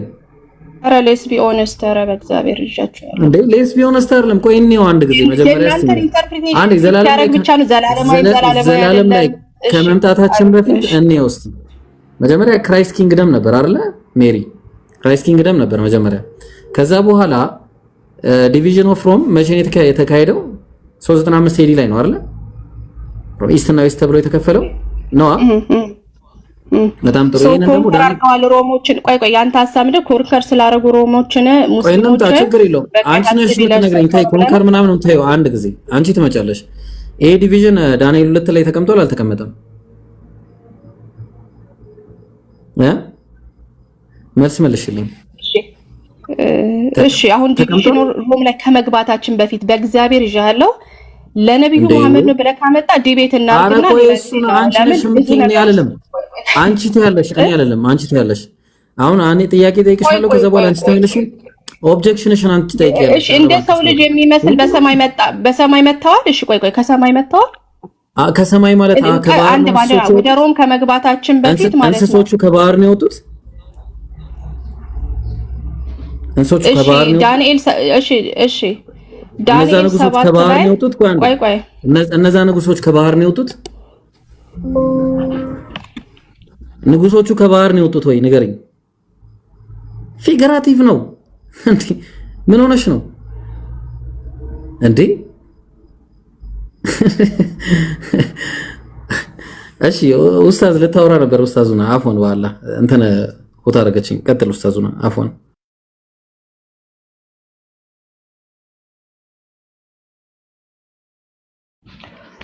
ሰላም አለይኩም ኢብሮ።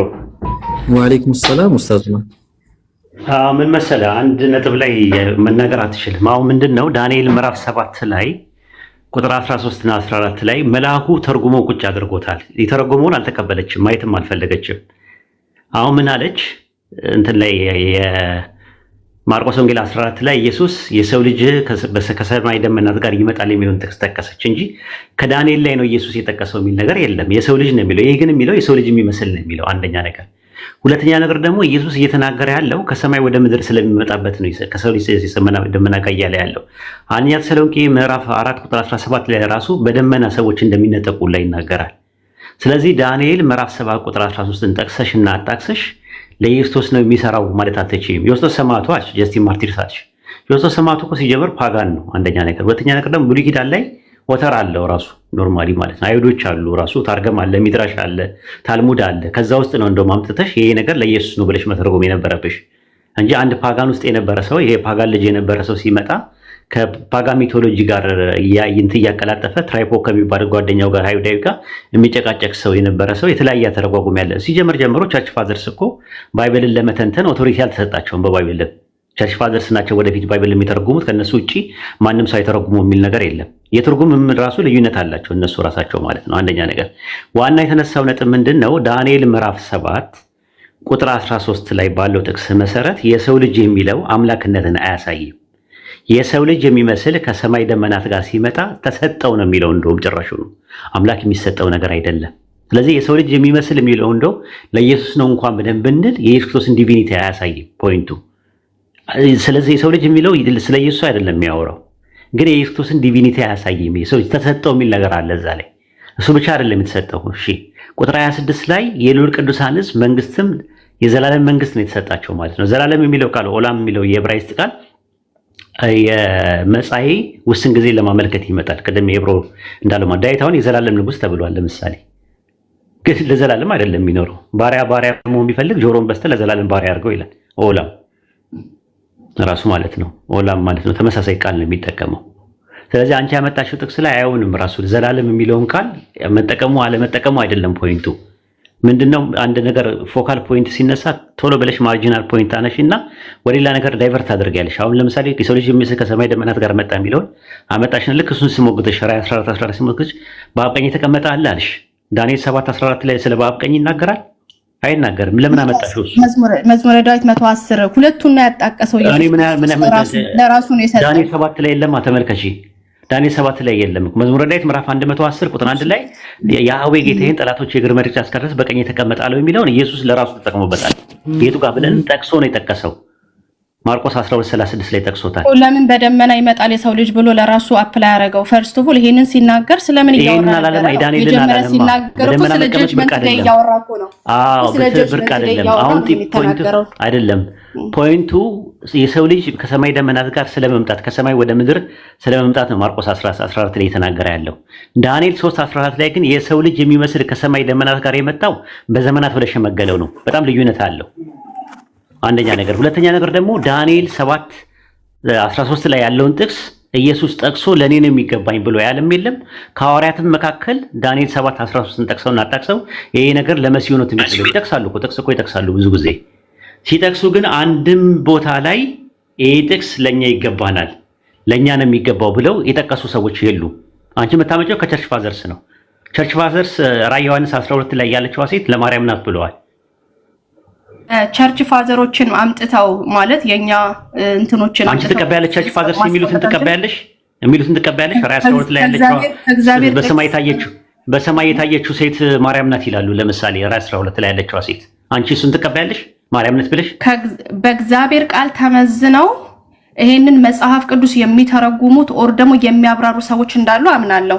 ምክንያቱም እግዚአብሔር ማለት ነው በመጽሐፍ ቅዱስ አስተማሪዎችን አስቀምጧል። ራዕይ 12 ላይ ቸርች ፋዘርስ በሰማይ የታየችው ሴት ማርያም ናት ብለው ነው የሚተረጉሙት። ይሄን ተቀበያለሽ አንቺ እንደ ፕሮቴስታንት ሰማይ ላይ ያደርጋለች ብለሽ? በእግዚአብሔር ቃል ይመዘናሉ አልኩ። ወሂድ ግን ያልኩ ምን ይመዘናሉ? ተመልከቺ፣ ለአንቺ ሲሆን ይመዘናሉ ነው። አስተማሪዎችን አስቀምጧል ብሏል። ሰው ሁሉ ቃሉን ራሱ መተርጎም ከቻለ ለምን አስተማሪዎች ጀስቲን ማርቲስ ቢመጣ ልክ እንዳንቺ ነው የምንጠይቀው። እንደዚህ አንተን አፕል ያደረከው አንቺ ለኢየሱስ ስትይ አንቺን እንደሞገት ነው። ጀስቲን ማርቲስ ቢኖር በአምላክ ቃል እመዝነዋለሁ አንቺ ልክ እመዝናቸዋለሁ እንዳልሽው ማለት ነው። ተመልከቺ። ስለዚህ ዳንኤል ምዕራፍ 7 ቁጥር 13 እና 14 ላይ እሺ ጥሩ የእናንተ ቃል ግን በአሜን ምንድነው ሐዲሶቻችሁ ሙፈሲሮች እኮ አጥንተው ነው እኮ አንቺም እኮ ሙፈሲር መሆን ትችያለሽ። ካጠናሽ ማለት ነው። ካጠናሽ ሙፈሲር እኮ ማለት እኮ ኮሜንታተር ነው። ለምሳሌ የኛ ችግሩ ምንድነው? ኦቶሪቲሺፕ አለ። ሊቃውንት ረሱል ሰለላሁ ዐለይሂ ወሰለም ብለዋል። ነቢያት ከረሱል ሰለላሁ ዐለይሂ ወሰለም በኋላ ስለማይመጡ በነቢያት ፋንታ ሊቃውንት አሉ ብሎ ነው ያስቀመጡት። የነቢያት ወራሾች ናቸው ብለው አስቀምጠዋል ራሳቸው ረሱል ሰለላሁ ዐለይሂ ወሰለም። በእናንተ አስተምሮት ግን ባይብል ላይ ሊቃውንት ወደፊት የሚመጡ ሊቃውንት የባይብልን ኢንተርፕሬት እንዲያደርጉ ኦቶሪቲሺፕ አልተሰጣቸውም። የለም ከዘፍጥረት እስከ ራዕይ ዮሐንስ ድረስ አታገኝም። አይሁዶችም የራሳቸው ኢንተርፕሬተር አላቸው፣ እናንተም አላችሁ። ለእናንተ ምን ጥቅስ ላይ አንድ ጥቅስ አምጪ። እሺ አመጣለሁኝ። ቤሲክሊ አምጪ አንድ ጥቅስ አምጪና የቸርች ፋዘርስ የሚባሉ ሰዎች የባይብልን የመተርጎም ስልጣን ያላቸው እነሱ ናቸው፣ ከዛ ውጪ ሌላ የለም የሚል ማስረጃ አንድ ጥቅስ አታመጪ። ከዘፍጥረት እስከ ራዕይ ዮሐንስ ድረስ የለም። እንደዛ አታመጪም። ራሱ ለኖርማል ማለት አሁን ምንድነው መሰለሽ የተለያየ ፖይንት ላይ ስንሄድ እንትን ይላል ማለት ነውና ምናልባት ዳንኤል 7:13 ላይ ያለው ለኢየሱስ ነው ያልሽበት ምክንያት ምንም እንትን ቴዎሎጂካል ፋክተር የለውም። እንደው ለኢየሱስ ክርስቶስ እንኳን ቢሆን ያ ጥቅስ እንዴት ነው ዲቪኒቲን የሚያሳየው? የጠየቅሽው ጥያቄ ኢየሱስ አምላክ እንደሆነ አንድ ማስረጃ አምጪ ብለው ነው እና አቡበከር ሲጠይቁሽ የነበረው። አንድ ጥቅስ ማምጣት ሲያቅትሽ ዳንኤል 7:13ን ምንም ለመደብደቢያ ዱላ ለማቀበያ እንዴት ታደርጊያለሽ? ኢብራሂም ቀጥሉ። በቃ ከዚህ በኋላ ማውራት አልችልም። ለዳምጥ ኡስታዙና ጀዛከላህ ኸይር። እሺ ሜሪሻ አይ ቲንክ ጃ አለ። ሰላም አለይኩም ጃ ረጅም ሰዓት ማውራት ፈልገህ ነበር። ወአለይኩም ሰላም። ቀጥል እስቲ። ችግር የለውም። 5 ደቂቃ ስጡኝና 5 ደቂቃ ከሜሪ ጋር አውርቼ እለቅላችኋለሁ። አጭር ሜሪ ያለሽ እንዴ? በተነሳው እየጠጣክሽ ሜሪ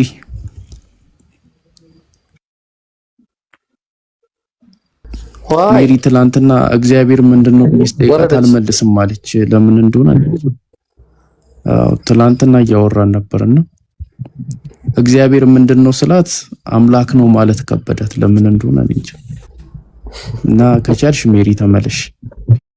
5 ደቂቃ ነው ከኔ ጋር እንቆይ።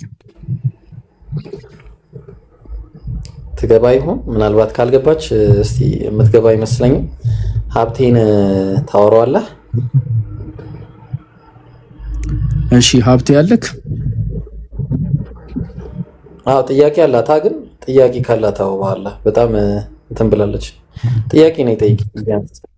አዎ ጃ ቀጥለሽ ጥያቄ እንድትጠይቂ ተፈቅዶልሻል። እኔማ እሷን ነበር የፈለኳት። እሺ በቃ እሺ ሀብቴ ያለክ? ሀብቴ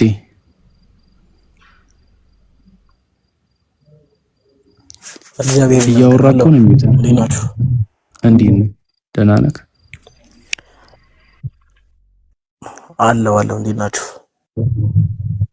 አለን። ከየትኛው ቤተ እምነት ነህ ሀብቴ? ፕሮቴስታንት ነኝ እኔ። ኢየሱስ ፈጣሪ ነው ብለህ ነው የምታምነው? አዎ። ኦኬ። የኢየሱስ ሰውነት ፍጡር ነው?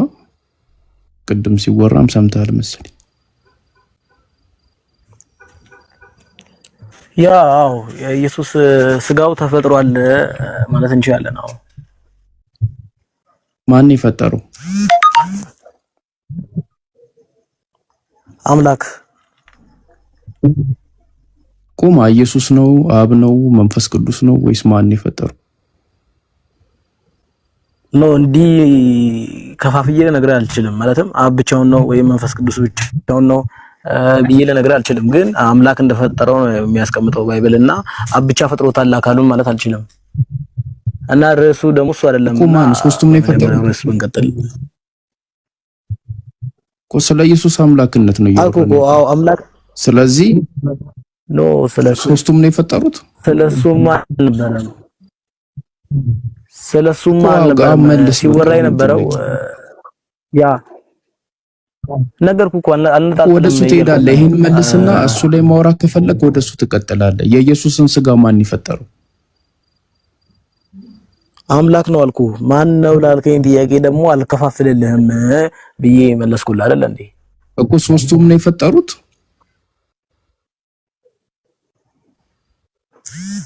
ያ እንደዛ ማለት እንችላለን። እንደዛ ነው የሚለው። እኛ እንግዲህ ብቻውን አብ ብቻ ነው አይደለም።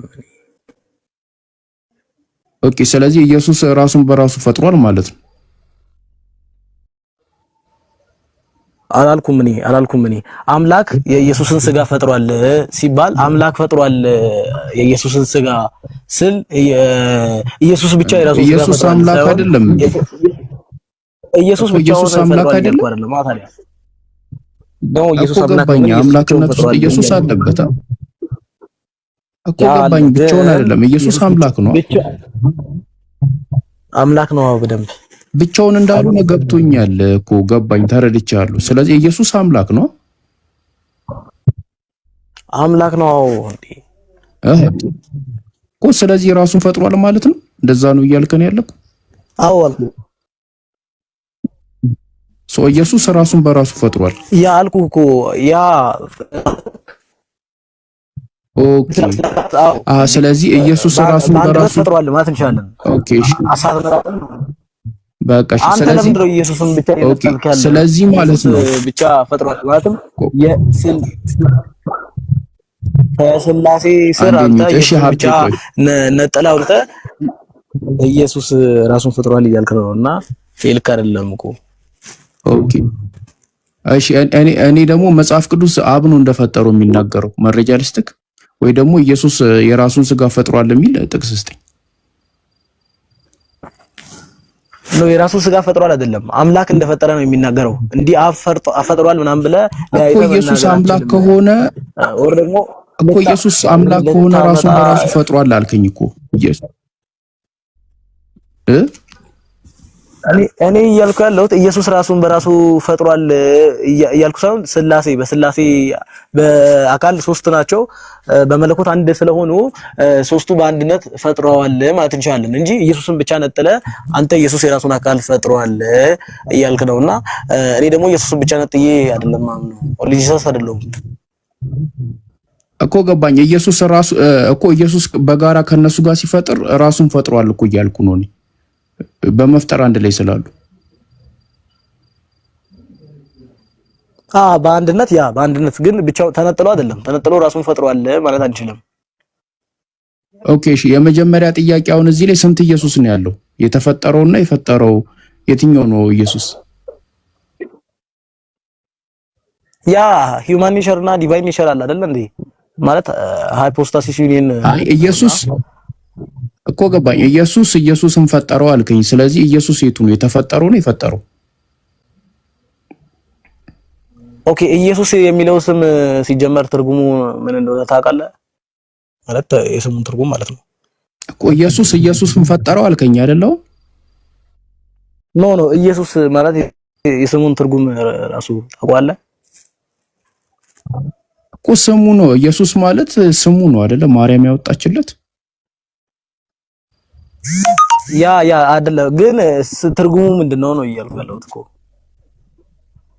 እኔ ትርጉሙ ምን ይሰራልኝ? እኔ የጠየቅኩህ የኢየሱስን ስጋ ማን የፈጠረው ስልክ ኢየሱስን የፈጠርከው አልከኝ ከነሱ ጋር አንድ ላይ ሆኖ። ስለዚህ ኢየሱስ ራሱን ፈጥሯል ስልክ አዎ ኢየሱስ ራሱን ፈጥሯል አልከኝ።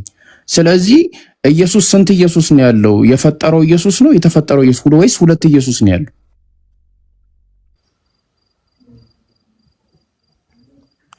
አዎ እኮ ያን መልስልህ እኮ ነው። ኢየሱስ ማለት የስሙ ትርጉም ራሱ ምንድነው የሚለው መልስልኝ እያልኩ እኮ ነው። እኔ ስም ትርጉም ሳይሆን ኢየሱስን ፈጠረ የሚለው ድረስ ተስማማን። ስለዚህ ኢየሱስ የተባለው የፈጠረው ነው ወይስ የተፈጠረው ነው? የትኛው ነው ኢየሱስ? ወይስ ሁለት ኢየሱስ ነው ያለው? ኖ ነገርኩህ እኮ ትርጉሙን ንገረኝና እመልስልሃለሁ እያልኩ እኮ ነው። የስሙ ትርጉም ኢየሱስ ሲባል ምን ማለት ነው? ትርጉሙ ምን ይሰራልኛል? የምታውቀው ከሆነ ንገረኝ። አላውቀውም ነው ወይስ አላውቀውም።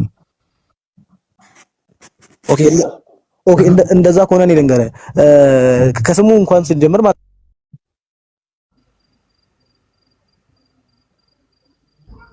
የት ሄደ ደግሞ? እሺ ወርዶ ነው ወርዶ ነው። ማንም አላወረደውም። ዲስኮኔክትድ ነው ያለው። ኢየሱስ ይሆናል ያወረደው። እሺ ምን ነው? እኔ እኮ ግራ ገባኝ። አሁን ምንም እኮ የማይጠቅም ነገር እኮ ነው ያነሳው። አሁን ኢየሱስ ትርጉም ቢኖረው ኖሮ እኮ እንትና የነዌው ኢየሱስም ያው ነው። ምንም አዲስ ነገር አይኖርም። እኔ እኮ ምን አይነት ኧረ ተው የውይይት አካሄደው ጋይስ እንዴ! አዲስ ነገር አይኖርም። እኔ እኮ ምን አይነት እሺ መጥቷል። መጥቶ ከሆነ እኔ ጋር ጥቁር ነው የሚታየኝ። ቀጥሉ እሺ።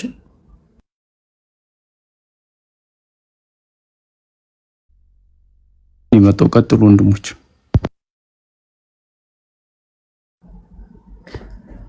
ማን ነው የሚለው? ክርስቲያን ነው ሙስሊም ነው? ጨለማ ነው እኔ ጋር።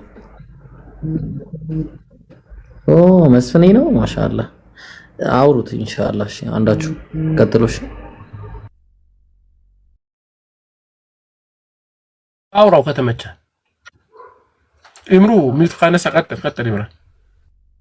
ወንድሞች ኡስታዙና ካለ ጃይ ቲንክ ወረደ መሰለኝ። ኡስታዙና ይመቻል። ኦኬ ኡስታዝ የለም። ሳላ ካለ መቀጠል ይችላል። በየትኛው ርዕስ ነው የምንቀጥለው? ሰላም አለይኩም። ወአለይኩም ሰላም ወራህመቱላህ። አይ ቲንክ ነገረ ክርስቶስ ላይ ነበረን። እዛው ላይ ስላሴ መቀጠል ይችላል። ነገረ ክርስቶስ ኢየሱስ አምላክ ነው። እዛ ዙሪያ ላይ ነን ወይ ደግሞ ጥያቄ ካለው አስተናግደው። አይ ጥያቄ ሳይሆን ጠይቀዋለሁ። ጥያቄ መስፍን አለ አለው። እንዴት ነህ? ሰላም ነው። ኦኬ የአሁኑን ጥያቄ ነው የምጠይቅህና የኢየሱስን ስጋ የፈጠረው ማን ነው ብለህ ነው የምታምነው? ከስር ፖስቼ ነበረ እንን ሐሳብ አይተሃል? ዕብራውያን ምዕራፍ 10 ቁጥር 5 ላይ ምናልባት ተፖስተውን አይተህ ከሆነ ንገረን። እሱ ነው ከማርያም ከላይ ንገረን። ኢየሱስ ስጋን እንደነሳ ይናገራል። ኢየሱስን ስጋ ማን የሰራው? ከማርያም ስጋ ነስቷል። ያው እግዚአብሔር ነው የፈጠረው፣ ፈጣሪ ነው የፈጠረው፣ አምላክ ማለት። የትኛው? አብ ነው አይደል የፈጠረው? አንድ አምላክ እኮ ነው ያለው። አብ ነው የፈጠረው። ስለዚህ የትኛው ነው አይባልም። አንድ ሴንስ ነው። በዛው የኢየሱስን ስጋ ኢየሱስ አለ፣ ወልድ አለ፣ መንፈስ ቅዱስ አብ አለ። ስለዚህ ለብቻ ለይተህ መናገር አትችልም። ኢየሱስ የራሱን ስጋ መፍጠር ውስጥ አለበት እንትኑ ድርሻው። ድርሻ እንዴት ትሰጣለህ? አንድ ሴንስ ነው ያለው አልኩ እኮ። አንድ ሴንስ ነው በነቸሮ ካየህ አንድ አምላክ ነው ያለው። ያ አምላክ ፈጥሮታል። ኢየሱስ እዛ ኤሰንስ ውስጥ አለበት በደንብ እንጂ። አምላክ እኮ አብ ወልድ መንፈስ ቅዱስ ብለን አይደለም እንጠራው። ኢየሱስ እዛ ኤሰንስ ውስጥ አለበት ነው። ስለዚህ የመፍጠር ድርሻ አክሲዮን አለው አይደል? እዛ ውስጥ አገላለጽ አሪፍ ነው። አክሲዮን አይደለም። አሁን እዚህ ጋር እኮ ድርሻ አለው የለውም? ኢየሱስ ራሱ መፍጠር ውስጥ አንድ መለኮት አለ ተብለህ እንዴት ነው? አንድ መለኮት እኮ ነው። አንተ እኮ ኢየሱስ እዛ መለኮት ውስጥ እኮ አንድ ሶስተኛ ነው አይደል? አንተ አገላለጽ ነው። ማንም እንዳንተ ገለጸ። አይ ኢየሱስ ኤሰንስ ውስጥ አለበት አልክ። ከሶስት ውስጥ ስንት ሴንስ አለ? አንድ ሴንስ according to your belief not according አንተ እንደምታምነው ከሆነ አንተ እንደምታምነው እኮ አንድ ሴንስ አለ። ከዛ ያን ሴንስ ሼር የሚያደርጉ ሶስት አካላት አሉ አይደለ? በትክክል አንድ የኢየሱስን ስጋ መፍጠር ላይ የየራሳቸው ድርሻ አላቸው ወይስ አንዱ ፐርሰን ነው? የዛ ኤሰንስ ተካፋይ የሆነው አንዱ ፐርሰን ነው ወይስ ደግሞ የዛ ኤሰንስ ተካፋይ የሆኑ ሶስቱም ፐርሰኖች ፈጥረዋል? ኦኬ አምላክ አንድ ነው። ስለዚህ ፍጥረት የተፈጠረው ደግሞ በአምላክ ነው። ፈጣሪነት ለአምላክ የተሰጠ ነው። ስለዚህ አንድ አምላክ ፈጠረ ነው የምንለው። እዛ ውስጥ እንደዚህ እከለው ወሰደ አንዱ አካል ኤሰንስ ነው። የአንዱ አካል ኤሰንስ ተካፋይ የሆኑ ሶስት አካላት አሉ አይደለ? ያ የአንዱ አካል ኤሰንስ ተካፋይ የሆኑ ሶስት አካላት አሉ። መልጪ እቺ መልስ ግልጽ ነው። የአንዱ ኤሰንስ ተካፋይ የሆኑ ሶስት አካላት አሉ። እነዚህ ሶስቱም የኢየሱስን ስጋ የመፍጠር ላይ ድርሻ አላቸው ወይስ ከሶስቱ ውስጥ አንዱ ብቻ ነው ድርሻ ያለው? አንድ መለኮት ነው አልኩህ እኮ። አንድ መለኮት ያን አንድ መለኮት ሼር የሚያደርጉ ሶስት አካላት አሉ አይደለ? ሶስት አካላት አሉ። ታዲያ ምን ሌላ ምን ፈለክ? እዚህ ጋር ያዝልኝ። እነዚህ ሶስት አካላት ኢየሱስን መፍጠር ላይ የራሳቸው ድርሻ አላቸው ወይስ ከሶስቱ ውስጥ አንዱ ብቻ ነው ድርሻ ያለው? ሁሉም ድርሻ አለው በአካል ደረጃ ከመጣ ማለት ነው። ኢየሱስን ገባ። አሁን ኢየሱስን እየፈጠረው ነው። ኢየሱስ እኮ ኢየሱስ የተባለው ስም አንተ ኢየሱስን ሁለት ኢየሱሶች። እሺ ጥሩ እኮ ነው፣ አሪፍ እኮ ነው። ተረጋጋ። ኢየሱስ እኮ በማርያም ተረግዞ ነው የተወለደው። እንደምን ሆነ? ኢየሱስ ክርስቶስ አምላክ እንደሆነ ቃል እንደነበረ ታውቃለህ። ዮሐንስ ወንጌል ምዕራፍ 1 ቁጥር 1-2 ካነበብክ እሱ ሌላ ርዕስ ነው። ሌላ ርዕስ ነው። እንዴት ሌላ ርዕስ ይሆናል? ለአንተ ሲሆን ኢየሱስን አንተ ከመጽሐፍ ቅዱስ ነው እንደየጠየቀኝ ባልጠየቅኩትን ያላሳከከኝ ቦታ እያከክልኝ ከሆነ ያልጠየቅኩም እዛ ቦታ ላይ ያልበላኝም ቦታ ነው የምታክልኝ። አንተን የሚያሳክከኝ ቦታ ብቻ እንዳከተ በቀደድክበት በወይ እንድፈስ አታርግ። ሌላ ቦታ ለምን እንትን ታደርገኛለህ? አልፈልግማ። ሌላ ቦታ ጀርባዬን በልቶኛል ስለ እግሬን ካካክል እግሬ የምታክልኝ ከሆነ ያልጠየቅኩም። ዝም ብለህ እየቧጨርክኝ ነው የሚሆነው። እኔ ስለ ኢየሱስ ቃልነት ሳይሆን የጠየቅኩ ኢየሱስን መፍጠሩ ላይ ነበረ። ኢየሱስን ፈጥሮታል። ስለዚህ ሁለት ኢየሱሶች ጋር ተቀምጠዋልና የትኛው ነው ስጋ ያለበት? ካለብህ መቧጨር አለብህ። አንተ አሁን የሚያሳክክህን ቦታ ብቻ እንዲያክልህ ካረክ ማለት መልሱ ራሱ አንተ ጋር አለ ማለት ነው። አሁን ምኑ መልስኩልኝ ታዲያ? እኔ ያልጠየቁት የምትመልስ ከሆነ አልፈልግም። እኔ ሌላ ቦታ ከምለው ውጪ እየሄድክ ከየትም እያመጣህ አንተ እንደምትፈልገው እንድመልስ። ሁለተኛ ጥያቄ መልሰልኛል። እኔ ያልጠየቁትን እንድትመልስ አልፈልግም። መማር ስለፈለኩ አንዴ መስፍን አትረብሽ፣ ከይቅርታ ጋር እባክህ፣ ከይቅርታ ጋር አትረብሽ። የፈለኩትን ቦታ ነው እንድትመልስ የምፈልገው እንጂ እኔ ስለ ካልሲ እያወራው አንተ ሄደ ስለ ጓንት አታውራ።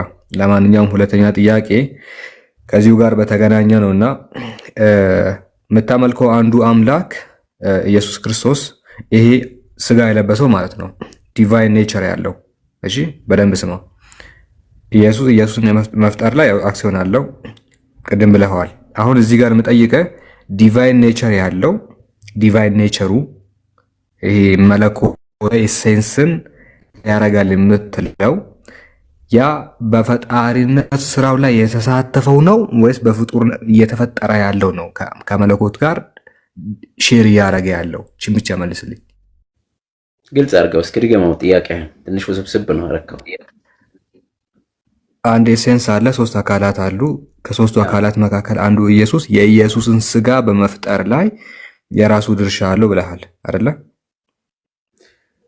እኔ ድርሻ አሁን ብዬ አላልኩም። አንድ ሴንስ ነው ያልኩ። የበዛ ሴንስ ፈጥሯል አልክ። አምላክ ነገርኩ። ፈጥሯል አልክ። ከሶስት ስለ አካል ስለሆነ የምናወራው ከሶስቱ አካላት መካከል አንዱ የሆነው ኢየሱስን በመፍጠር ላይ የራሱ የሆነ እንትን አለው አልክ። በቃ ፈጥሮታል አልክ። በደንብ ግልጽ ላድርግልህ እዚህ ጋር ኢየሱስን በመፍጠር ላይ አትበል። ኢየሱስ ክርስቶስ እዚህ ምድር ላይ መጥቶ ተፈጥሮ አይደለም፣ በማርያም ማህፀን ተጸነሰ፣ ከማርያም ግን ስጋን ነሳ ማለት ነው። አየው፣ የነሳው ስጋ ፍጡር ፈጣሪ፣ ያ ከማርያም የነሳው ሰውነት የነሳው ስጋ ፈጣሪ ቀድሞ የተፈጠረ ኢየሱስ ራሱ የፈጠረው ማለት ነው።